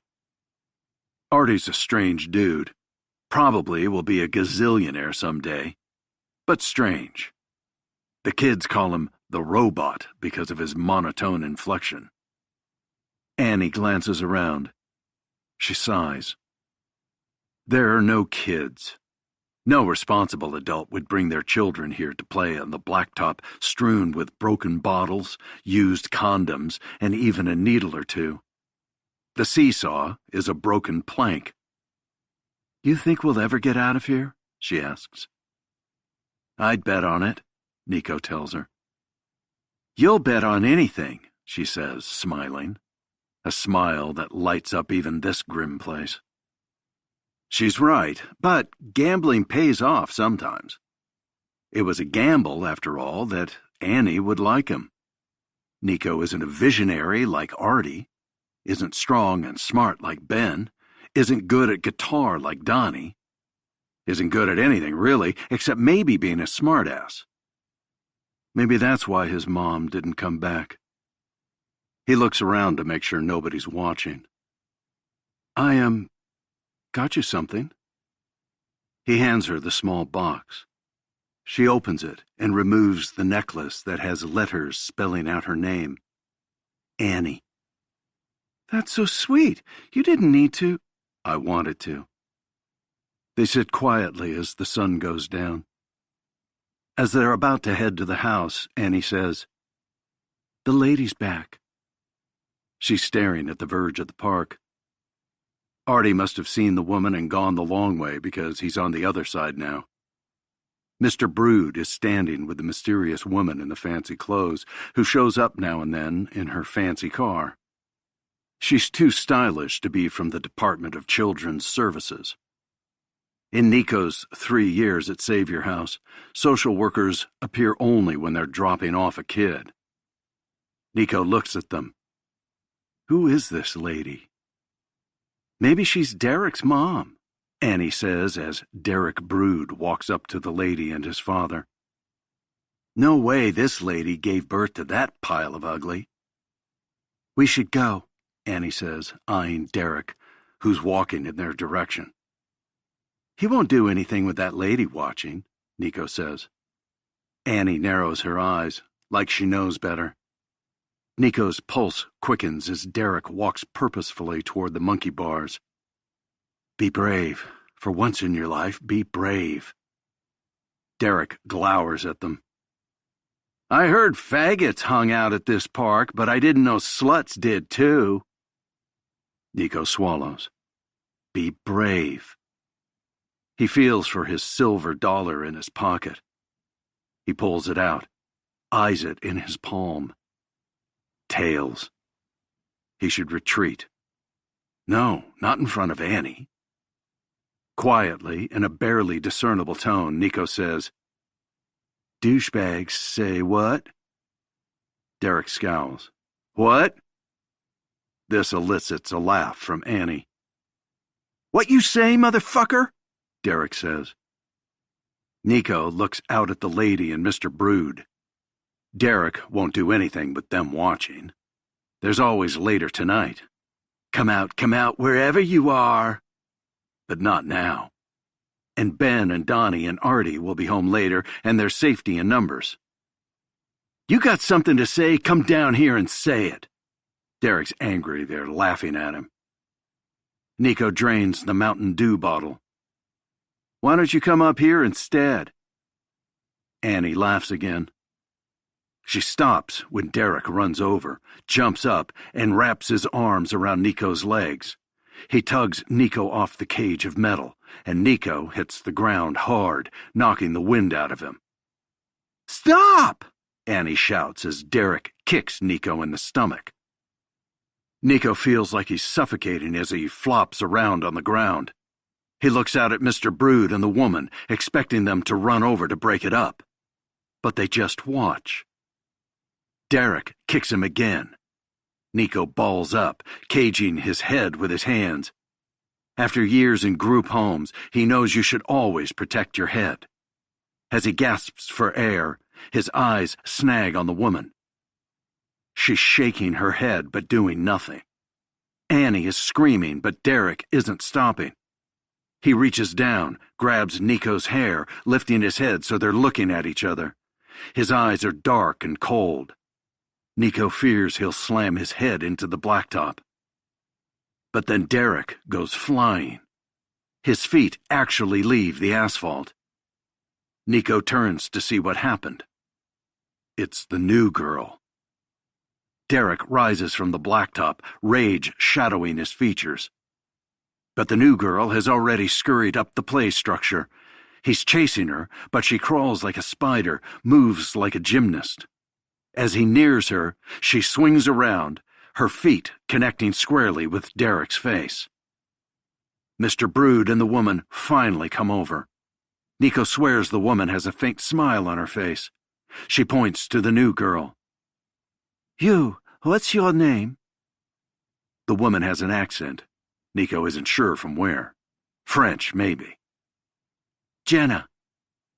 The woman nods to Mr. Brood, turns, and disappears. Nico comes to, still in the mine. His body is radiating heat. He's disoriented. He manages to turn on his cell phone, click on the flashlight. That's when he sees them.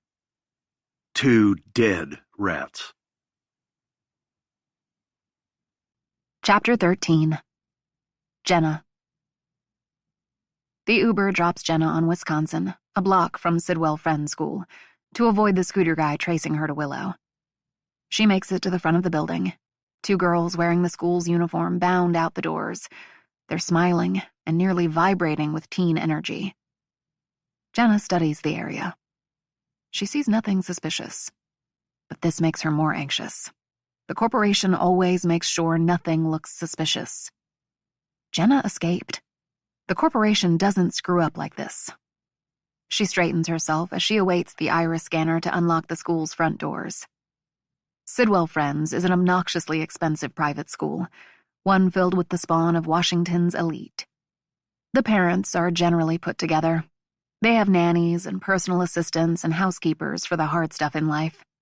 And the moms are usually dressed to the nines. And they certainly don't show up looking sweaty and disheveled. Jenna agreed to send Willow to Sidwell for the simple reason that the president's daughter and the children of no fewer than 5 cabinet officials are students here. It ensures that the school is under heavy Secret Service protection, and her former employer would know that. A stranger caught casing the school would be shoved into a government van before they knew what hit them. But Jenna isn't a stranger. She's a parent. So disheveled or not, a second scanner, this one for the main office, buzzes her in. The woman working the front desk says, "Can I help you?" She peers over her glasses, pinched on her nose. No smile. Between the overbearing parents and entitled teenagers, Jenna suspects the woman's customer is always right instincts were extinguished long ago. "Hi, I'm Willow Raines' mom." If Willow had been present, she would have quickly corrected her by saying, "stepmom." But no need to complicate things now. "I totally spaced out that she has a dentist appointment this afternoon, and I need to check her out." Without saying a word, the receptionist pecks on her computer, probably pulling up Willow's schedule. The woman picks up the phone. Jenna smiles, tries to look nonchalant. Her daughter is safe at the school. She wonders if Willow would be safer staying put. Maybe, but only briefly. She can't stay here forever. And right now, Jenna has the advantage of time. The receptionist's brow furrows. She murmurs something into the line, then hangs up. Willow has AP Lit 6th period, but her teacher says she didn't come to class. She also missed 4th and 5th periods. Jenna's heart races. She needs to remain calm. Oh, she manages. Maybe she remembered and took an Uber to the doctor. You mean dentist, the receptionist says, eyeing her now. Yes, dental surgeon, Jenna says, recovering from the slip. I'll track her down, she says absently, as she taps on the scooter guy's phone and strides out of the office. Jenna's thoughts are racing. Do they have her? If not, where the hell is she? The receptionist said she missed the 2 periods before lunch, before Jenna botched the job, and Simon said her phone is pinging at the school. The bell rings and the hall fills with students.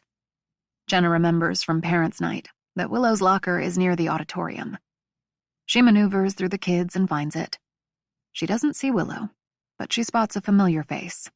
Willow's best friend, Lily. Lily Hurtado usually exudes enthusiasm. But when she notices Jenna, her expression turns from curiosity to concern. Jenna rushes up to her. Hi, Ms. Raines, she says sheepishly. Hi, Lily. Do you know where Willow is? There's been an emergency, and the office says she's missed her last few classes. Lily looks at her shoes. Worn sneakers with hearts drawn on them with an ink pen. She's not in trouble. But if you know where she is, you need to tell me. She's not answering my texts. She, told me that she and, Billy were, gonna skip with some kids. Billy? Who's Billy? It doesn't matter right now. Where, Lily? It's important. I don't know. Has she done this before? Lily looks at her shoes again. Where does she usually go? Jenna's voice must sound angry, because the girl is tearing up. Last time it was the 7-Eleven on Wisconsin. Jenna doesn't understand. Lily shrugs, embarrassed. Kids hang out in the back. Chapter 14. A few blocks from one of the most exclusive private high schools in the country stands a 7-Eleven, which is next to a Popeye's Chicken and across the street from a liquor store. Such is the unpredictable landscape of even the affluent sections of Washington, D.C. Jenna paces quickly past a homeless man sitting on the sidewalk eating fried chicken out of a cardboard container and heads down the alley toward the back of the strip of businesses. There, on a cinder block wall near a large blue dumpster, sits a group of kids. One of the teenagers, a boy with floppy hair and the necktie from his school uniform loosened, takes a drink from a brown paper bag and passes it to, you guessed it, Jenna's stepdaughter. Jenna charges over and faces the group. Willow pauses, makes an exaggerated expression, mouth in a round O, as if unable to believe what she's seeing. We need to go, is all Jenna says. The lecture can come later. Jenna? Oh my God, this isn't happening. The other kids dart looks at one another, not sure how to proceed. Let's go, Jenna says. But Willow doesn't move. Instead, she sets her jaw. After a brief stare down with Jenna, she says, I'm not going anywhere. The other kids look uncomfortable now. A boy, the one who handed her the brown paper bag, says something to Willow that Jenna can't make out. Screw that, Willow says to him. She's not my mom. We don't have time for this, Jenna says. There's an emergency. You need to come with me. The other kids have already jumped down from the wall. They gesture for Willow to join them, but she's not budging. She's humiliated, and Jenna gets it, but it's not the time to prove a point. She makes a get-lost gesture with a flick of her wrist, and the other kids scramble away. I can't believe you, Willow says. That was fucking humiliating. You're like, following me now? Her eyes are welling up. Jenna walks over and looks up at Willow. Come down. It's not what you think. I can explain. But we need to go now. It's not safe. What the hell are you talking about? They're interrupted when a man appears in the alley. It takes Jenna a moment, but when she sees the ripped knee on his suit pants, she realizes it's the guy from the scooter. With him is another hipster who takes a hit on a vape pen, trying to look tough. They must have used the Find My Phone app. Lady, I don't know what the hell is going on, but just give me my phone back and I won't call the police.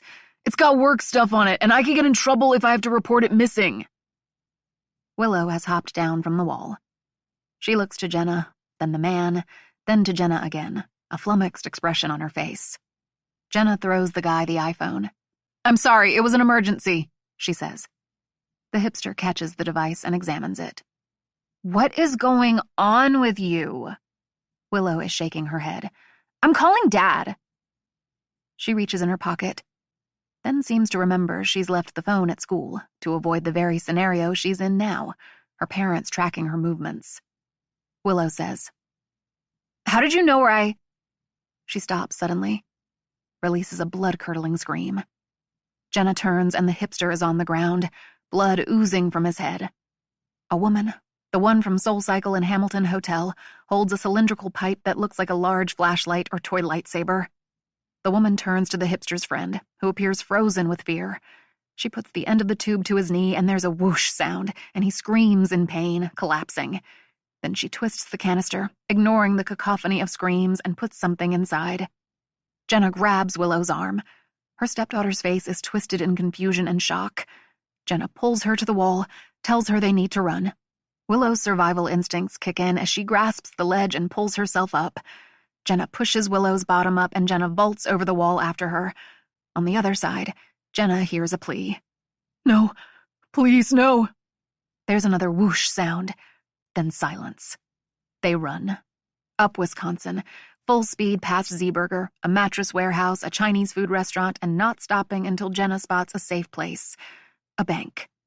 The woman with the weird weapon won't risk the armed guards and security cameras. In the lobby of the Chase Bank, Willow's face is depleted of all color. She's shaking, her breaths coming out in rasps. Deep breaths, Jenna says, demonstrating in through the nose, out through the mouth several times. The guard is eyeing them. He comes over.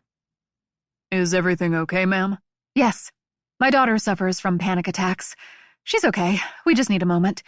Any chance you could get her some water? The guard nods and quickly ambles off to get the water. Don't leave me, Willow blurts, grasping Jenna's forearm. I won't, Jenna says. Everything's going to be okay. Here's what we're going to do. We're going to calm down. It's a busy street and the metro is only a block away. We're going to walk there together. I'll be right by your side. Can you do that? Willow's eyes are large, but she nods.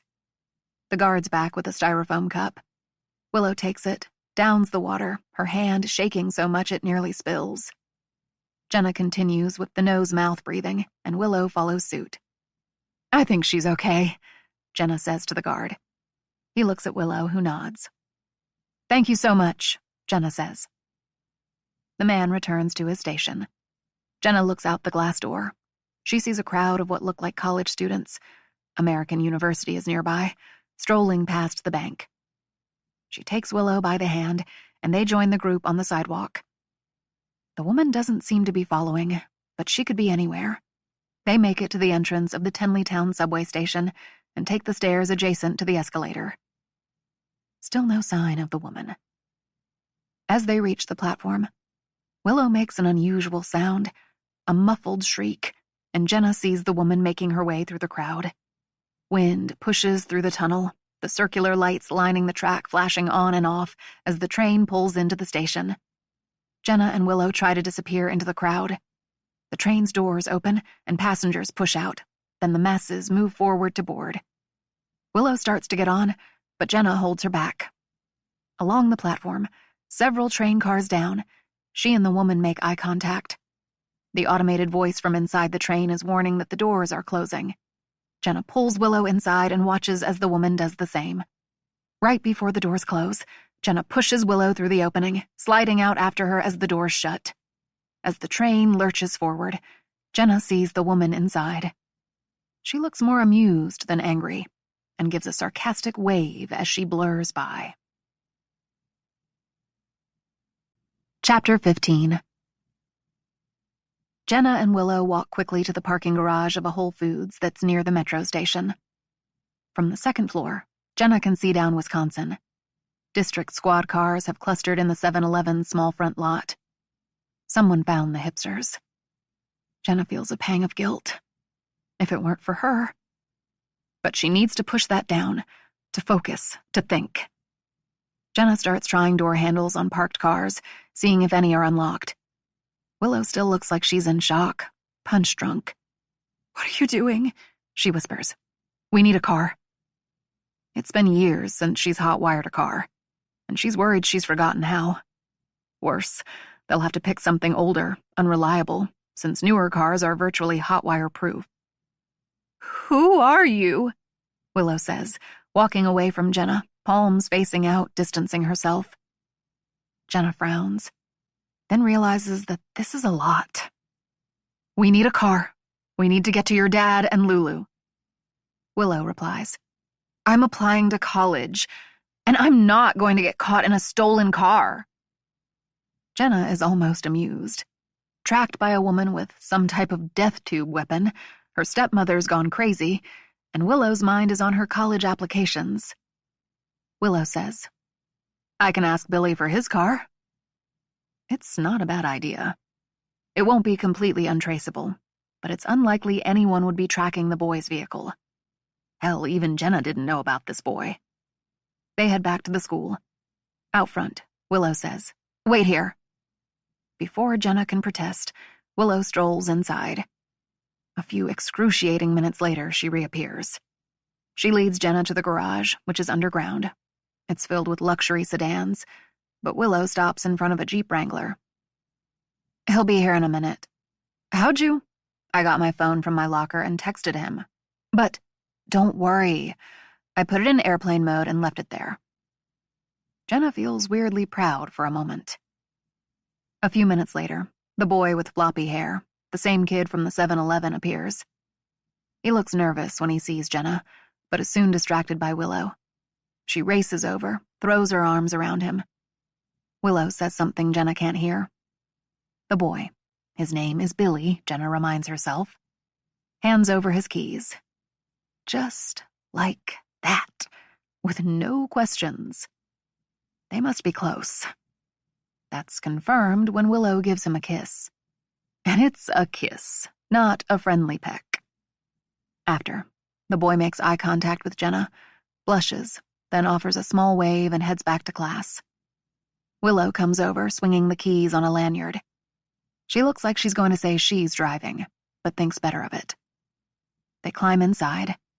Jenna lets out a breath, collecting herself. It's going to be 3 hours to the cabin. She needs to get there, get Willow to her father and Lulu where it is safe, then figure out what the hell is going on. Who is the woman with the death tube, and why is she after Jenna? And why now? Chapter 16. Donnie. Donnie eyes the food tray on the hospital room table. The spinach and sweet potato curry looks like someone sneezed on a pile of mushed carrots. He needs to get the hell out of this place. He takes a pee, then examines himself in the mirror. He looks like a sight, with his bandaged forehead and the hospital scrubs they said he could borrow since he'd arrived from the fishing vessel shirtless and they'd had to cut off his jeans. The cruise ship has docked, and Mickey says they're delivering his luggage to the hotel, so that's good. He's not so sure about meeting with this writer, but it's a free meal, and drinks, and he's ready as hell to be out of this place. And who doesn't love Miami Beach? Palm trees, beautiful girls, perfect weather. The doctor comes by again, ignores his charm offensive, and advises him to stay in the hospital one more night. When he declines, she shakes her head but says someone will come by with the waivers and forms to sign. As he sits on the bed, his eyes go to the food tray again. He stares at it a long time, trying not to think of Benny. But the memories are everywhere. They're in line at the school cafeteria as the lunch lady plops a scoop of mush on Donnie's tray. "No one's seen Marta since yesterday," Donnie says. "She wasn't in homeroom this morning." Benny listens as they shuffle down the line. He plucks a bruised apple from the pile, the only fruit option to go with today's mystery meat, and takes a bite. "Maybe she finally ran off," Benny says with a mouthful. "She's been talking about it." Donnie makes a face. "Without saying goodbye, man? No." They make their way into the lunchroom. It's loud, as always, the sound of barely supervised teens. There's only one attendant, a lady so old that she probably worked here when the area was a thriving factory town, and she's no match for the heathens of Chestertown High. They weave through the tables. Benny stops, looks to the far corner.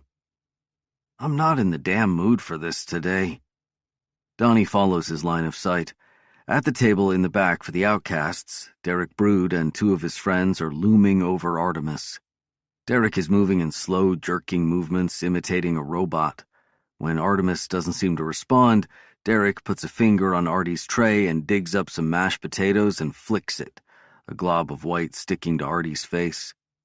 Artie completely ignores him and looks ahead, continues eating. Annie appears to be telling Derek off when one of Derek's friends makes a V with his fingers, puts it to his lips, and waggles his tongue through the gap. Benny walks over at a quick pace. When he reaches the table, he stumbles like he's tripped over his own feet, and his food tray lands flat on Derek's chest. Derek jumps back, his shirt covered in slop and spilled milk.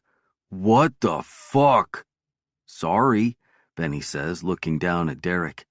"I tripped." Benny sits at the table next to Artemis, his back to Derek, not a worry in the world. Donnie grips his tray, ready to swing it at Derek and his friends if they go after Benny, but instead they leave in a hurry. Donnie smiles at that, puffs out his chest, then sits on the other side of the table next to Annie, across from Artemis and Benny. Artie sits calmly, the dollop of mashed potatoes still stuck to his cheek. He doesn't react to things like other people. Donnie slides his tray to the center of the table, signaling to Benny that they can share Donnie's lunch since Derek's now wearing Benny's.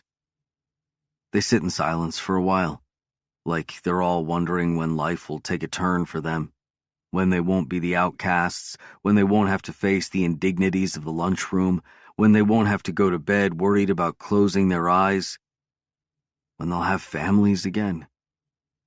Nico shows up at the table, no lunch tray in hand.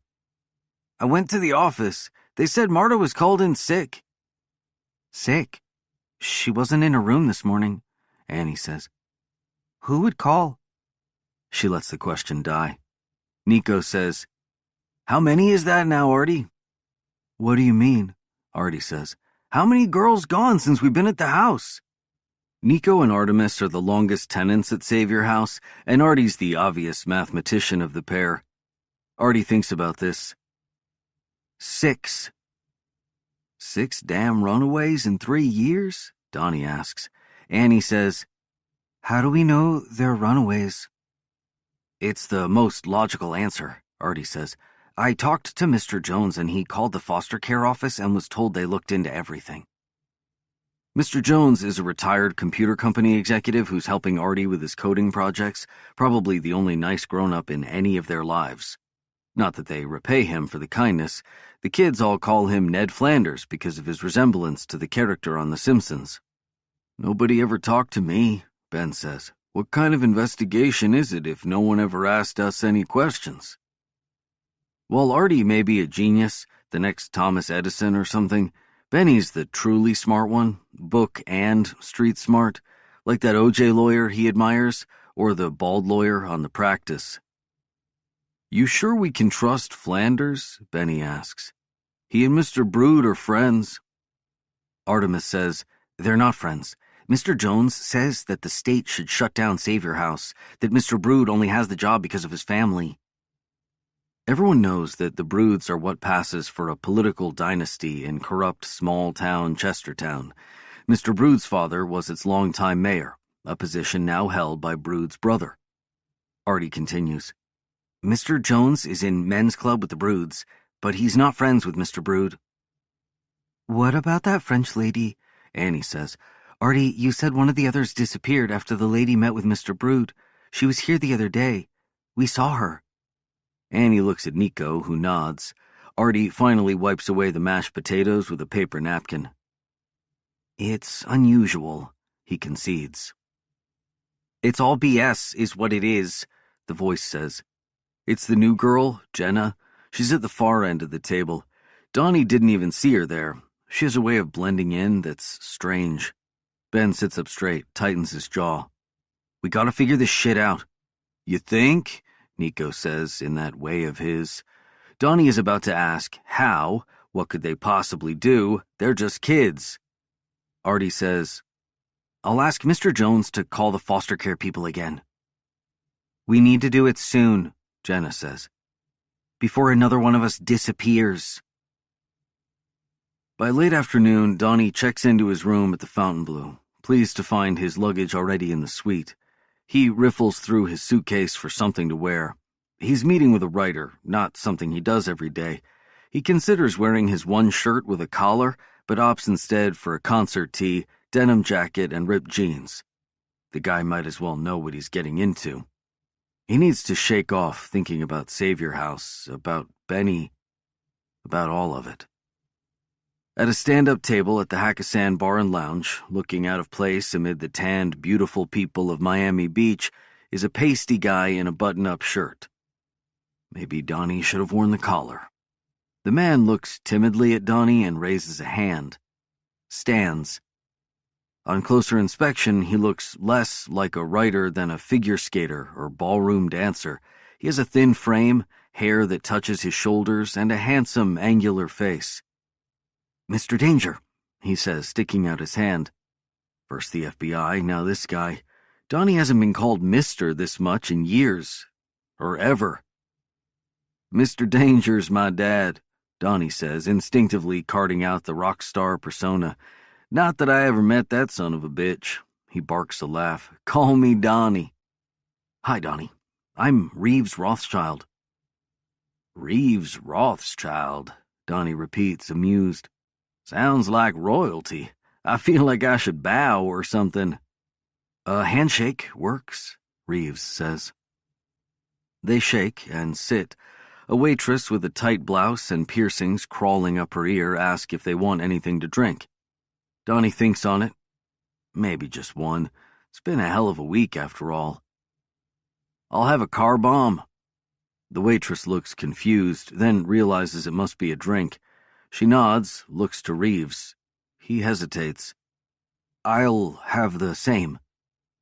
This makes Donnie smile.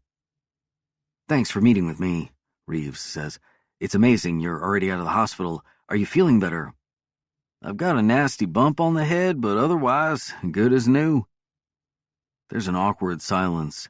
Donnie finally says, So, they say you want to write my story. I do. The kid says it like he almost means it. Now, why in the hell would you want to do that? Donnie asks with a crooked smile. Reeves gives his own sideways grin, acknowledging that maybe this isn't the great American novel he's always envisioned. The waitress arrives with 2 tall glasses of Guinness and 2 shots of Jameson mixed with Bailey's Irish cream. Reeves has a bemused expression. Tell me about yourself, Donnie says, making a show of holding up the shot glass and dropping the liquor into the glass of stout. He quickly chugs the beer before the cream curdles. Where are you from, Reeves? Westport, Connecticut? That fits.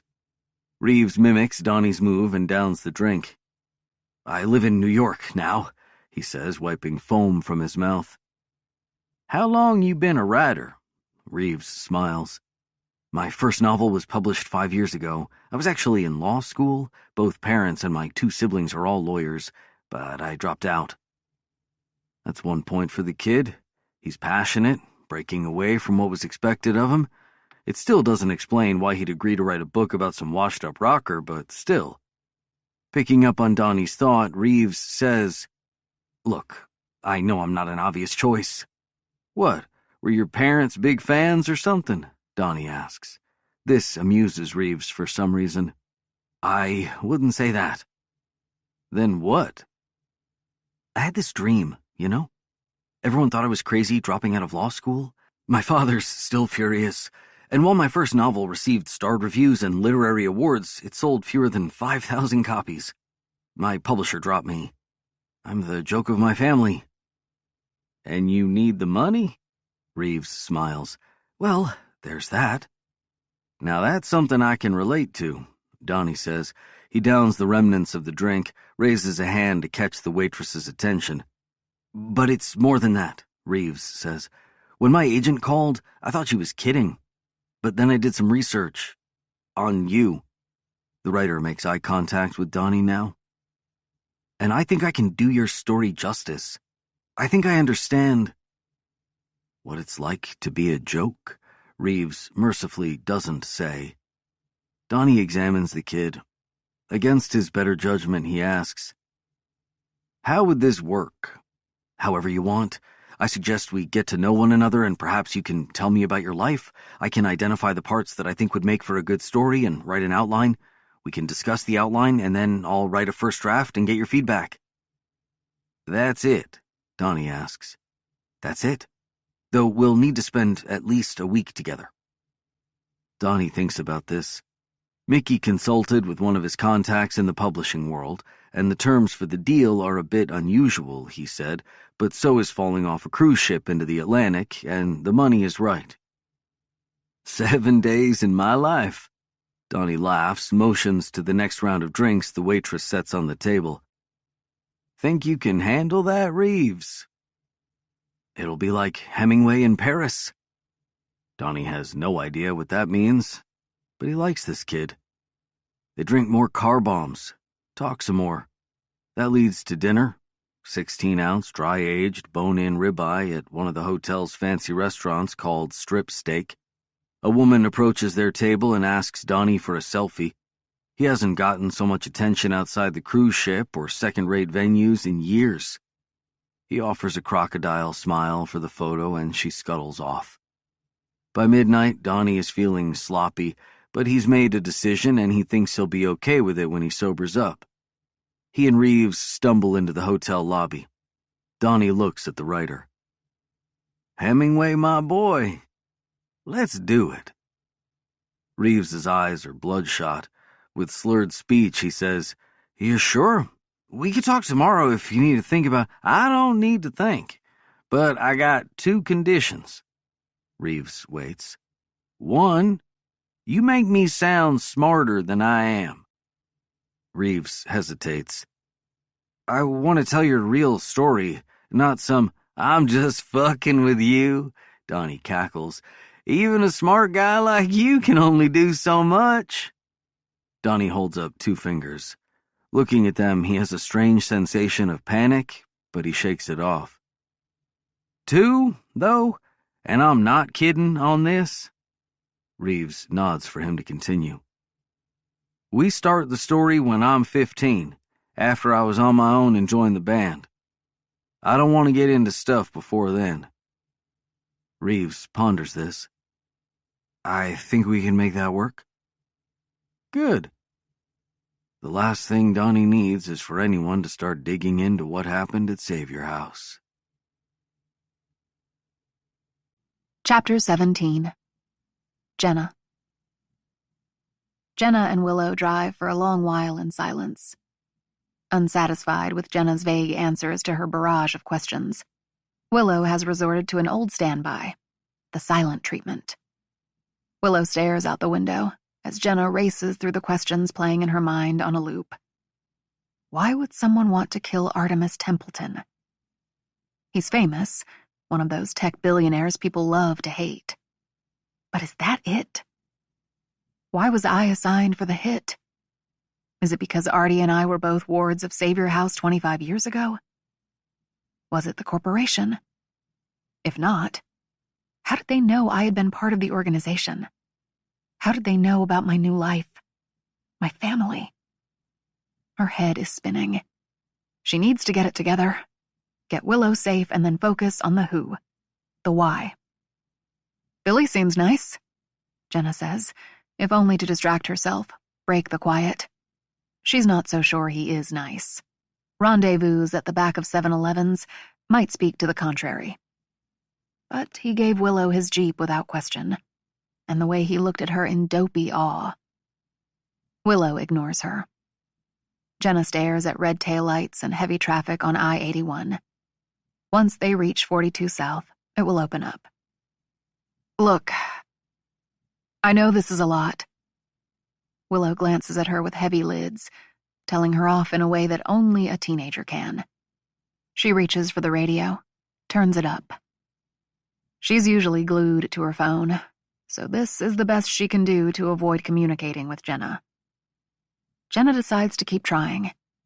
She lowers the volume, says, "I know it was scary. What happened? Once I get you safe to your dad, we can all talk about it." The radio's volume goes up again, and Jenna decides to let it go for now. 40 minutes later, she merges onto the Woodrow Wilson Parkway. At last, she sees it. Mile marker 21, and she pulls to the shoulder. Willow's head leans against the passenger window, her eyes closed. Jenna checks the mirrors. Only a few stray cars, plenty of distance between the headlights. She searches the glove box, then the center console, but doesn't find what she needs. She gets out and opens the Jeep's back. There's an ice scraper stored there from the winter. It will have to do. She walks down a small ravine filled with weeds that borders the asphalt shoulder. On the other side of a steel highway guardrail is a handmade cross that has a teddy bear and streamers from balloons that have long since deflated. One of those grim markers. A spot where wayward teens probably were driving too fast and lost control, or where a drunk driver plowed into unsuspecting motorists. Like Jenna's parents. Jenna looks around and waits for a car to pass. Then she falls to her knees and starts digging with the ice scraper. It takes a minute or two before Willow notices. She comes out of the Jeep, standing a few feet away. "What the hell are you doing?" Willow swivels her head back and forth, as if she's looking for someone to tell her this is all an awful joke. That she's on one of those hidden camera shows. She watches as Jenna tugs out a lockbox from the hole, which she carries back to the vehicle like a giant lunchbox. Willow's mouth is agape. Jenna looks at her stepdaughter, exhales. "You're just going to have to trust me." 15 minutes later, they sit in the Jeep at a Sunoco gas station. It's dark now, and Willow has the lockbox on her lap. Dirt still cakes the box, and it's all over Willow's legs and part of her skirt. But she doesn't seem to notice. Willow keeps flipping through the items that came from a document pouch stored in the box. The 2 passports, one blue, one maroon, both with Jenna's photo on them, both with different names. Then similar counterfeits for Simon, Lulu, and Willow herself. Jenna managed to slip the small handgun out of the box without Willow seeing. Willow doesn't touch the bundles of cash or the small stack of credit cards secured with a rubber band. She recoils, her hands jerking away as if touching a hot stove, when Jenna reaches over and slides a few 20s from one of the stacks. Jenna looks around the lot. There's a lone worker in the gas station's convenience store, a pickup truck filling up in the other lane. Jenna opens the Jeep's door, but before climbing out says, "You want a water or something?" Willow shakes her head. Jenna heads inside, pays for the gas. After, she fills the tank, eyeing Willow in the front seat. Willow has stopped gaping into the lockbox and is staring out the windshield at nothing. What is going through her teenage mind? Back inside the Jeep, Willow finally speaks. "What are you, like, in witness protection or something?" Not a bad guess. She's a more sophisticated teen than Jenna ever was. The kids now have information on virtually any topic a few thumb clicks away. Television and movies have educated them on modern law enforcement. She wishes it were as simple as being in WITSEC. "I promise. Your dad and I will sit down and tell you, that's not fucking good enough, okay?" Willow says. That lady, she... Willow's voice quavers. If I'm in danger, I deserve to know. Jenna doesn't respond. Her eyes are fixed on the 1980s-era Chevy Camaro with tinted windows. Did she see that car earlier behind them on Route 42? She pulls out of the station and sees the Camaro, which had stopped for gas, pull behind the Jeep without filling up. She looks at Willow. Yes. Yes, what? Yes, you're in danger, Jenna says, and slams the gas pedal to the floor. Chapter 18. Willow grips the roll bar as Jenna maneuvers the Jeep down a desolate road, the Camaro following close behind. How did they find us? She got rid of the wig, the jacket, the burner phone. They'd have no way of knowing she'd take Billy's car. Her phone remains at SoulCycle, and Willow left hers in her school locker. Or did she? Jenna cuts left onto a dirt road. The Jeep has no onboard navigation, so she prays it isn't a dead end. Willow looks petrified, the seatbelt tight against her chest. The narrow lane is dark save for the headlights, allowing visibility only a few feet ahead of them. A fork in the road appears. Jenna checks the rear view. The headlights of the Camaro are gone. Either the driver has cut the lights, or it hasn't rounded the corner yet. Jenna takes a right at the fork, then slams the brakes, purposefully creating a dust trail. She then slots the Jeep in reverse and twists around, maneuvering back to the fork, then takes the left, driving slowly so as not to kick up more dust. She veers off the dirt road into a stretch of overgrown scrub and weeds. Here they have an advantage. The Jeep has large tires, high clearance, and off-road capabilities. A 1980s Camaro is not so well equipped. It's an odd choice for a vehicle to tail someone, since it's hardly inconspicuous. Another one of those things that doesn't feel quite right.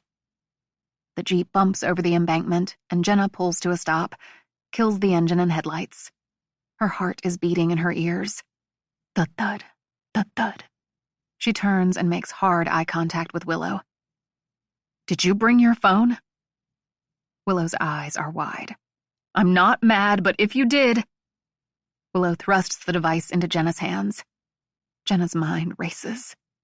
She can smash the phone, but it may be too late. At the same time, tracking is not as precise on country roads. She opens the door, startled by the glow of the interior light popping on. She slaps the light off with her hand. Wait, here, she whispers. Willow's mouth is open, but words don't come out, like her voice box is paralyzed. I'll be right back. Jenna climbs out, listens. The sound of an engine fills the air. Headlights approach. Jenna stalks through the bramble and up the embankment. The car's headlamps brighten. Jenna darts closer to the fork in the road. The car is getting closer. Dust floats in its headlights as it speeds toward her.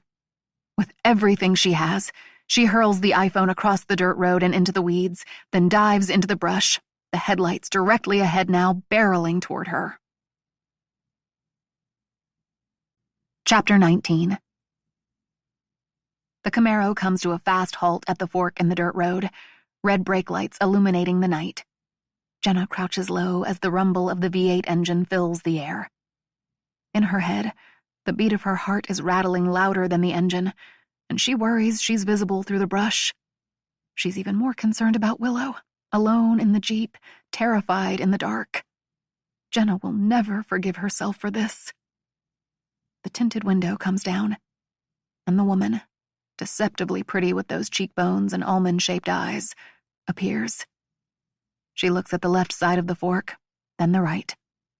Then her gaze moves to the scrub where Jenna lies flat on her stomach, peering sniper-style at the Camaro through the spaces between the tall weeds. Jenna doesn't release a breath, stays motionless. If the woman gets out of the car, Jenna knows what she needs to do. She'd spent much of her 20s riddled with guilt and self-loathing, knowing that she's an assassin, which is just a nicer way of saying cold-blooded killer, murderer, executioner. But by her early 30s, she'd justified it all. The targets were bad people. The world was a safer and better place without them. But on her last assignment, her 19th, hiding in the closet of a Russian arms dealer. She had an epiphany. She liked her job. The revelation didn't save the Russian, but it was the moment she decided she needed to get out. The first step toward a vow to make amends, to never take another life. But tonight, for her family, she knows it's a vow she might have to break. Jenna feels a tremor vibrate through her at the sound of the engine revving. The car juts into gear and tears down the right side of the fork. When the taillights are at a safe distance, Jenna climbs out of the brush and runs to the Jeep. Willow is in the passenger seat, hugging her knees, her head down. She startles when Jenna opens the door. Willow says, "I'm sorry. I didn't know my phone could." Jenna looks at her stepdaughter, who averts her eyes. "Look at me," Jenna says. Willow's eyes, red and watery, peer into Jenna's. "You have nothing to be sorry for. None of this is your fault." Jenna opens the driver's side window, listens.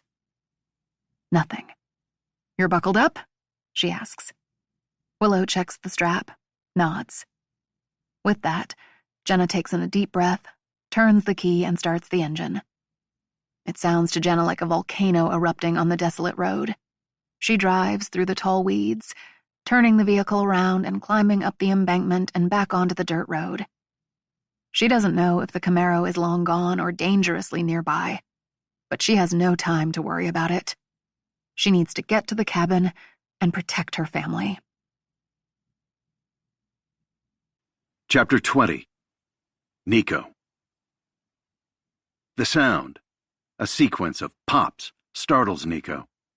The sky brightens in a flash, revealing the 5 of them surrounding the dirt pit. But when his thoughts clear, Nico isn't on that knoll, and the sound isn't from a cheap handgun. It's louder, from up top, outside the mine. There are more bangs, like someone's setting off dynamite on the surface. Is this another fever dream? No, he's convinced it's not. He hears 5 charges in all. His mind jumps to that safety training again. The instructor telling them to look at the sticker inside their helmets. What did the sticker say? If you hear 3 shots, they know you're alive. If you hear 5, they know where you are and are on the way. Is that right? He listens. It is now as silent as it is dark. He clicks on his iPhone flashlight and sees the dead rats again, a sight that sends a rush of fear from his asshole up his spine to the base of his neck. Oxygen is dangerously low. He knows he's supposed to stay still, but if the rats are dying, he's not far behind. He needs to find an SCSR. They're stored in receptacles running along the mine, but the roof collapse has blocked access to the tunnels. A thought, one of those realizations that can save your life, comes to him. The handcar. Doesn't it have emergency SCSRs in the compartment? He tries to stand, but he's weak. His thoughts are jumbled, another sign of carbon monoxide poisoning. He drags himself to the handcar, which is half submerged in a pile of rocks and debris. The front end is exposed. He uses his uninjured arm to haul himself into the contraption. Holding the iPhone light ahead of him, he scans inside. The open half of the cart is covered in coal dust, but he sees a side panel with an emergency symbol on it. He's confused again. Where is he? What's happening? But it comes back to him, and he opens the side panel, and inside there's the most glorious thing he's ever seen. An SCSR. Now the challenge, remembering how to use the goddamn thing. He holds the iPhone light to the device, which looks like an oversized aluminum canteen. That's when he sees the red indicator that he's only got 2% battery life left on his phone. The hits keep coming. He's feeling confused, lightheaded again. He should write a goodbye note. But to whom? He thinks of running in the sand on that beach again, the joyous shriek as he raced away from the waves, his mom watching him. He pops the latch off the top of the SCSR and struggles with removing the protective cover. It's wedged on like a giant cap to a martini shaker. It finally comes off, and he yanks off the bottom cover. He puts the strap around his neck, and the SCSR hangs at his midsection like a tourist's Nikon camera. He remembers something about a breathing bag at the bottom. He feels for the bag, and his hand grips an orange tag, which it seems is meant to activate the bag. It's so complicated. His mind flashes to Maverick going off on one of his rants about mine safety and how the protective gear is no better than when his daddy's daddy was bringing up the black rock that powered the world. Nico thinks of the cast of the show, Headboard, the best of the nicknames, and Kermit for his frog face, and Doc because of all the pills, and Bloody Joe. Don't ask. He has the mouthpiece clenched between his teeth now, but his mind floats. He thinks he hears noise from above, but he's probably imagining it. He pictures the indignity. No, the embarrassment of them finding his body with this thing strapped on him like a giant sleep apnea machine. Breathing into the tube, he becomes strangely at ease, like he's in a morphine fog. He closes his eyes. At least he thinks they're closed, because his phone has died, and it's so dark he honestly can't tell. He clasps his St. Christopher pendant in his fingers. He sees a funnel of light. It's true what they say about when you die. There is a light, a calm, a peace, and he waits for his body to float away. The light gets closer, brighter. Then the voice rips him back to consciousness. "We've got our man! We've got our man!" Chapter 21. Donnie. More. That's what Donnie always craves after the first taste. More. From that first swig he took in the treehouse they'd built in those creepy woods near the freeway in Chestertown, to the first line he did backstage at the Whiskey A Go-Go in L.A. He needed more. For him, booze, drugs, sex, you name it, were like potato chips. He could never stop at one. Once he started, Donnie Danger would keep going until he was passed out or arrested. And so it is tonight as he wanders the Florida beach after midnight, a dangerous endeavor, looking for someone to sell him what he needs. The hotel's concierge was off duty at this hour, so his usual source for party favors wasn't available. He'd looked about the hotel, but there were no men with the unmistakable look of a dealer. So, after wandering up and down the street, after asking a cabbie where he could score and being told to fuck off, he found his way to the beach. The moon is big and full, and he walks in his chucks, sinking in the sand. He should go to the room, get some shut-eye, call it a night, like the writer did. But he wants more. There's a bonfire up ahead. He stumbles over. Partiers at an illegal bonfire will know where he can score. There's about a dozen or so people, kids in their 20s, sharing a bottle. A guy sits, strumming an acoustic guitar. Maybe they'll ask Donnie to play. But he arrives to standoffish stares. It's like on television where there's a sound of a record scratch and everything abruptly stops. A shirtless guy stands up, dusts off his hands. "This is a private party," he says. He has those sculpted muscles that are more for show than strength. "Whoa, chill, partner. I'm not here to crash your shindig." Donnie holds up his hands. "I'm not your partner," the guy says. A girl in a bikini comes over, grabs the guy's arm, tugging him away. "He's harmless. Come on, Brett. Let's get a drink." The guy stares at Donnie. "No one wants you. Get out of here, little man." It comes out before Donnie even realizes it. "That's what she said." "What was that?" The guy comes over, gets in Donnie's face. Donnie doesn't repeat it. "I didn't think so, you little bitch." Donnie shuffles off. He is coming down hard now, feeling old, feeling like the nobody he is. As the firelight gets smaller behind him, he sees a figure approach, a feminine form. Hey, She says. She's wearing a bikini, has a nice figure. He's never one to miss that. She wears an unzipped sweatshirt with the hood over her head, shadowing her face. Howdy, he says. leaving the party so soon? She asks, looking out toward the bonfire. No room for an old rocker like me, he says, trying not to sound pathetic. She pauses, like she's studying him, making a realization. Hey, you're that guy. And what guy is that? The, rock star who got drunk and fell off the cruise ship. Donnie chuckles. He's had 3 albums go platinum, yet this will be his legacy. A trivia question for Stump the Trunk, a story in Metal Edge. Have a good night, he says, giving her a mock tip of the hat. He's had enough humiliation for one day. Wait, She says, reaching for his arm. don't go, She says. It's a nice night for a swim.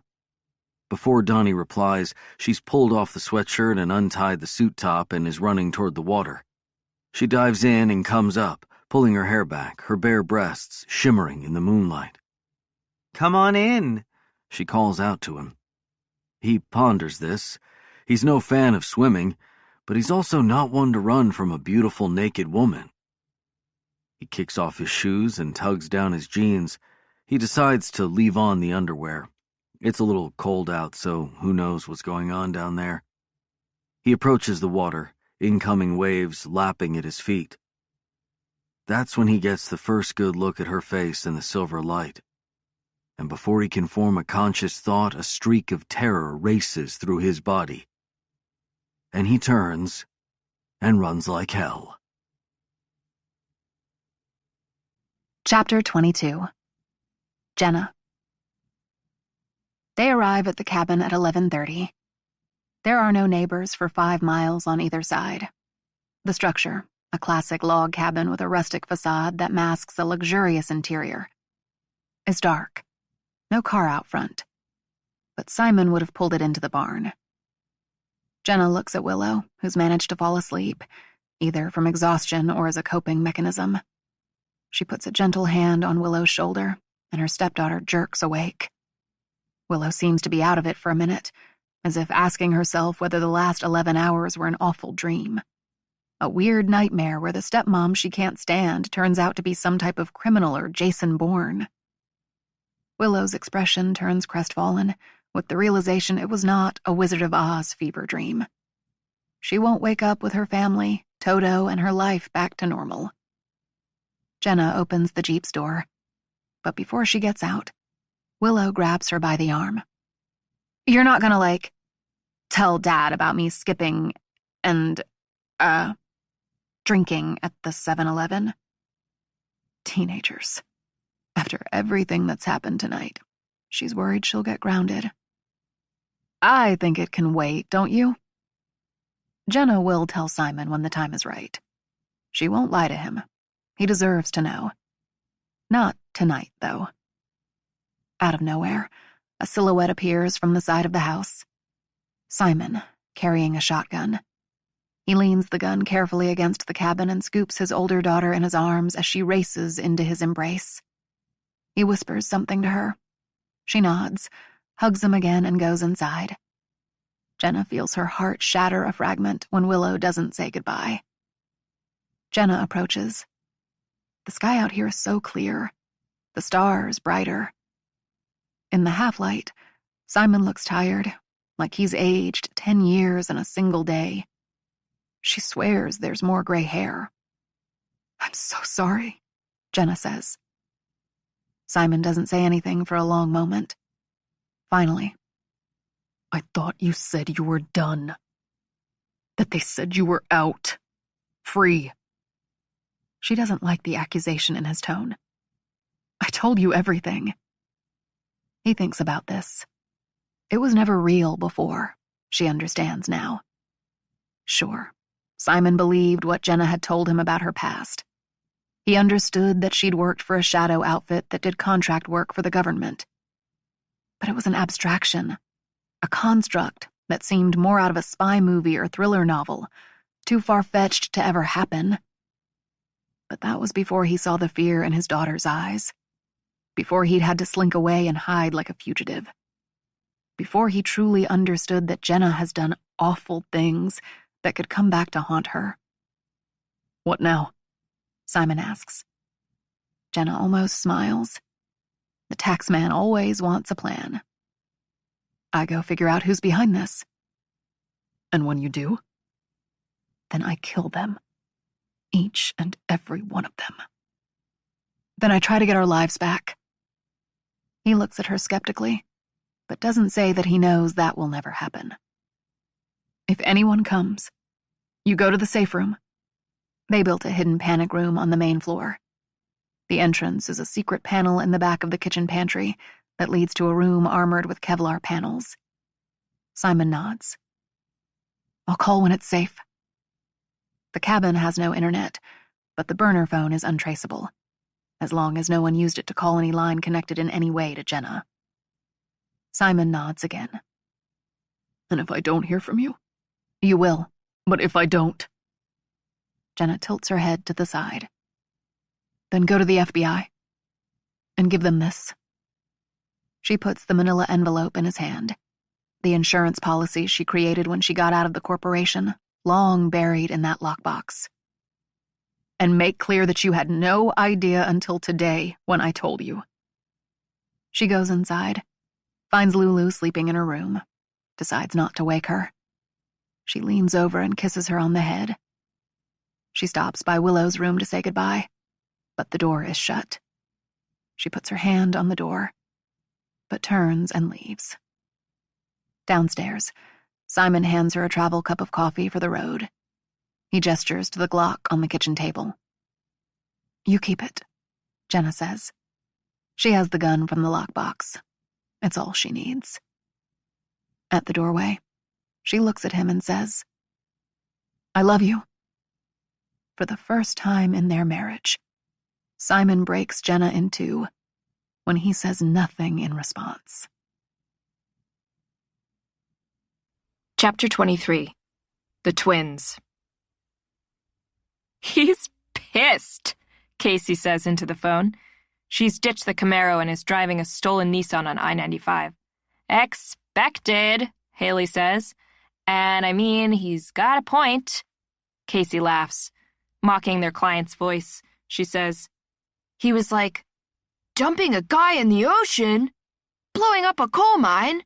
I know I said make it look like accidents, but haven't you ever heard of a car accident or drug overdose?" Haley laughs too. "Wait till he finds out about you using that cattle killer on those douchebags at the 7-Eleven. They have always been on the same page, Casey and Haley. They met in college. On Casey's first day on campus, people kept waving at her, saying hey like they knew her. "This is the fucking friendliest place on earth," she concluded. Then a girl in a sorority shirt came up and hugged her, referring to her as Haley, not Casey. Casey had shoved the girl away. "My name isn't Haley." After a few minutes of convincing, the sorority girl pulled out her phone, took a picture of Casey, sent a text. Pings came back and she shook her head. "Are you adopted?" she asked. Casey didn't answer, but she didn't need to. "You need to come with me." That's how she met Haley, who'd come to campus and rushed a sorority before the other freshmen. Looking at Haley was like looking into a mirror, except that Haley hadn't been adopted by a poor couple on a farm in Adair, Nebraska, but instead by a hedge fund manager in Greenwich, Connecticut. They were identical twins, except Haley's lowlights were expensive, her clothes designer, her teeth straighter. Turns out they both love horror movies, both eat too much candy, both favoring Mike and Ike's, both scored 1545 on the SAT, and both applied to a small liberal arts college in Vermont, mostly for the skiing. And they learned that the similarities didn't stop there. After a night of drinking, both being partial to gin, Haley confessed that she had an empty hole inside her that made her care about no one but herself, that she'd been disciplined in school for hurting other kids, that she liked doing it. That's when Casey admitted that she'd worked at a slaughterhouse. that killing cattle, using a device called a penetrating captive bolt, was one of the few things that comforted her. The whoosh of the device driving a retracting steel bolt into their brains was pure white noise comfort. After Casey got expelled for breaking a frat boy's nose when he got handsy, they decided to take Haley's father's advice. The secret to life is to find something you love and get them to pay you to do it. "How's Miami?" Casey asks, the white lines on the highway a blur ahead on the dark night. "Peachy." The sound of the wind blows into the receiver. It's late, but Haley's still outdoors. "Where are you?" Casey asks. "The beach." "No fair. You get a Caribbean cruise, then a beach in Miami, and I get Chestertown, Pennsylvania, and a coal mine in West Virginia." "I'll make it up to you," Haley says. "So, what's he want us to do? Clean up the mess?" He said there's too much heat right now. The media's all over it. He said he needs to think about next steps. Is that his way of firing us? Probably. It's funny. What's that? He thinks it's his choice. She smiles. They always think alike. "I'll see you in Philly. This isn't over yet. City of brotherly love. Watch out." Part 2. The Reunion. Chapter 24. Jenna. On the drive back to D.C., Jenna's mind blazes. More questions. She's been out for 5 years, so why now? Is the corporation cleaning house, closing shop and tying up loose ends? Is it about a past job? One of her target's kids, like in those shows where a son comes back decades later to avenge the murder of his father. Best served on a cold plate and all that. But her jobs had been clean. Well, mostly clean. Her mind flashes to the target at the Capitol Grill. Artemis Templeton, a fellow resident of Savior House. Was that a coincidence? Or are they both targets? And if so, why? It doesn't make sense. She hasn't seen Artie since they were kids. He's a famous businessman now, a tech visionary who's constantly trying to outdo whatever Bezos, Branson, Musk, and the rest of the board billionaires are wasting their money on. The only reason she recognized the adult version of him. If she hadn't identified him, would she have taken him out? Could she so easily go back to the person, the killer she was? Her thoughts flutter to another killer. The attractive woman from the bus stop, from SoulCycle, from behind the 7-Eleven. She has a ghastly tool she used to murder those poor hipsters. It's Jenna's fault they're dead. That feeling of bugs crawling under her skin she'd shed so long ago is returning. She needs to fight it, cover her flesh with the repellent of compartmentalization, denial, the stuff that got her through, made it capable to start a new life. First as a single Washingtonian, then as a yoga mom in the burbs of Chevy Chase. The sucking sound of the weapon rattles in her head. She remembers what it reminds her of. A job that did indeed go sideways. Jenna arrives at the party, a private affair, in a short skirt and looking leggy as required. Sabine said the target was an investigator from the Securities and Exchange Commission of all things, attending a bachelor party with his college buddies. They'd rented a space in the West Village, which had a bar on the main floor, a party room upstairs, and a basement. The party is tame enough at first, when the girlfriends and wives are there. The men are all master of the universe types, members of an Ivy League secret society that isn't so secret. It's really just a fraternity filled with secret handshakes and blood oaths, and so much testosterone that it makes the SIGEPs seem like feminist advocates. Jenna is part of the troupe hired to look pretty, give the men some eye candy, flirt, but nothing more. This after the significant others leave, so the boys can be boys. She's made eye contact with the SEC guy throughout the night. He's twice peeled away his gaze, as if confused. He's not the same as the others. His suit isn't from Savile Row. He doesn't wear an expensive watch. lacks the swagger. At 11, when the wives start clearing out, the best man, Chief, they all call him, taps his glass with a pen to get everyone's attention and announces the festivities for the rest of the evening. "Brothers!" he exclaims.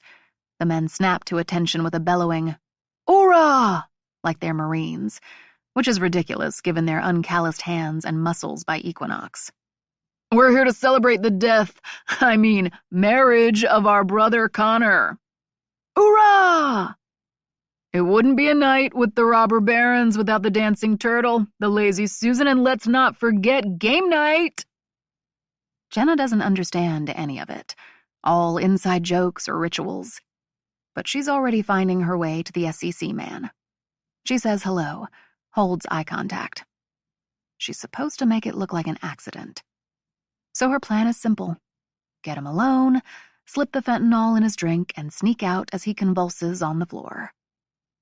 But something isn't sitting right. In a room full of what she imagines contains many very bad men, he doesn't seem like one. He's kind of sweet, uncomfortable with the company and their shtick, like he doesn't belong. Jenna's always been a sucker for outsiders. "College friends?" she asks, raising her voice over more cheering.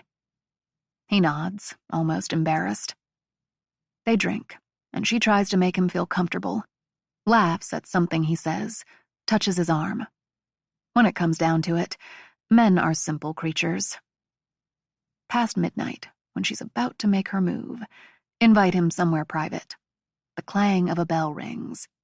The leader, Chief, slicks back his Gordon Gekko hair with a hand and proclaims, "The flowers have arrived, gentlemen." The room erupts. "What's going on?" Jenna asks. Her target gives a look of disapproval. "Maybe we should get out of here," he says. No, this is the perfect distraction. She watches as about 8 or 9 girls, if they're 18 it's by a day, are escorted into the room. They wear heavy makeup, the way you do when you think it will make you look older, but their scared eyes and rolled shoulders tell the story. They're ushered into the basement. Chief starts up the chant. "Game night! Game night! Game night!" It starts as a rumble, but builds to a crescendo as the men start pounding on the bar, stomping their feet. "Game night?" Jenna asks. Before the SEC guy answers, she overhears one of his frat brothers say, "Remember that townie at the vineyard? She didn't walk for a week." Jenna doesn't like the sound of this. "Let's get out of here," the Mark says. "Let's stay a while. I like games." In the basement, a group of 4 men and 4 girls are playing cards.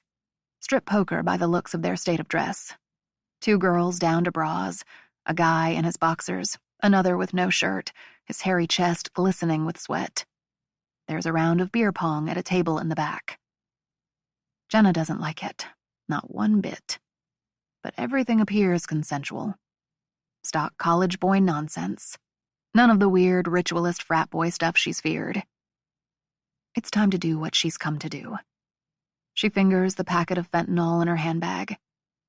As she's leaving, Chief, full-on drunk now, announces it's time for Target Jeopardy. There's a podium set up with a TV monitor next to it. Up pops the familiar blue categories for Jeopardy on the screen. The girls are lined up in front of the podium, the men in the spectator section behind them. Maybe it's a drinking game set to Jeopardy questions, Jenna thinks. But it's more grotesque. Chief stands like a deranged game show host and asks the first girl to pick a category. She's glassy-eyed, more than tipsy, and she giggles. She chooses world history. When she gets the answer wrong, Jenna is startled as the men begin shooting paintball guns. The sound, whoosh, whoosh, whoosh, fills the room. The girl wails as she's pelted. She's shirtless, down to her bra. Large welts are already appearing on her back, and the firing doesn't stop until she's curled on the floor. The next girl says, "I don't want to." But Chief says, "Pick a category, bitch." Jenna looks around. The men are riled up, eyes alight. The girl shakes her head, refuses to pick a category. Chief makes a noise like a buzzer. Looks like you're out of time. The firing begins again. The other girls are bawling now, which only seems to get the men more amped up. Jenna looks at the SEC guy. We need to stop this. He shrugs, grimaces like, nothing I can do. The paintball gun they placed on the table for him sits unused. Before the leader asks the next girl her category, Jenna grabs the paintball gun, walks up to the podium. The leader looks perplexed, then horrified.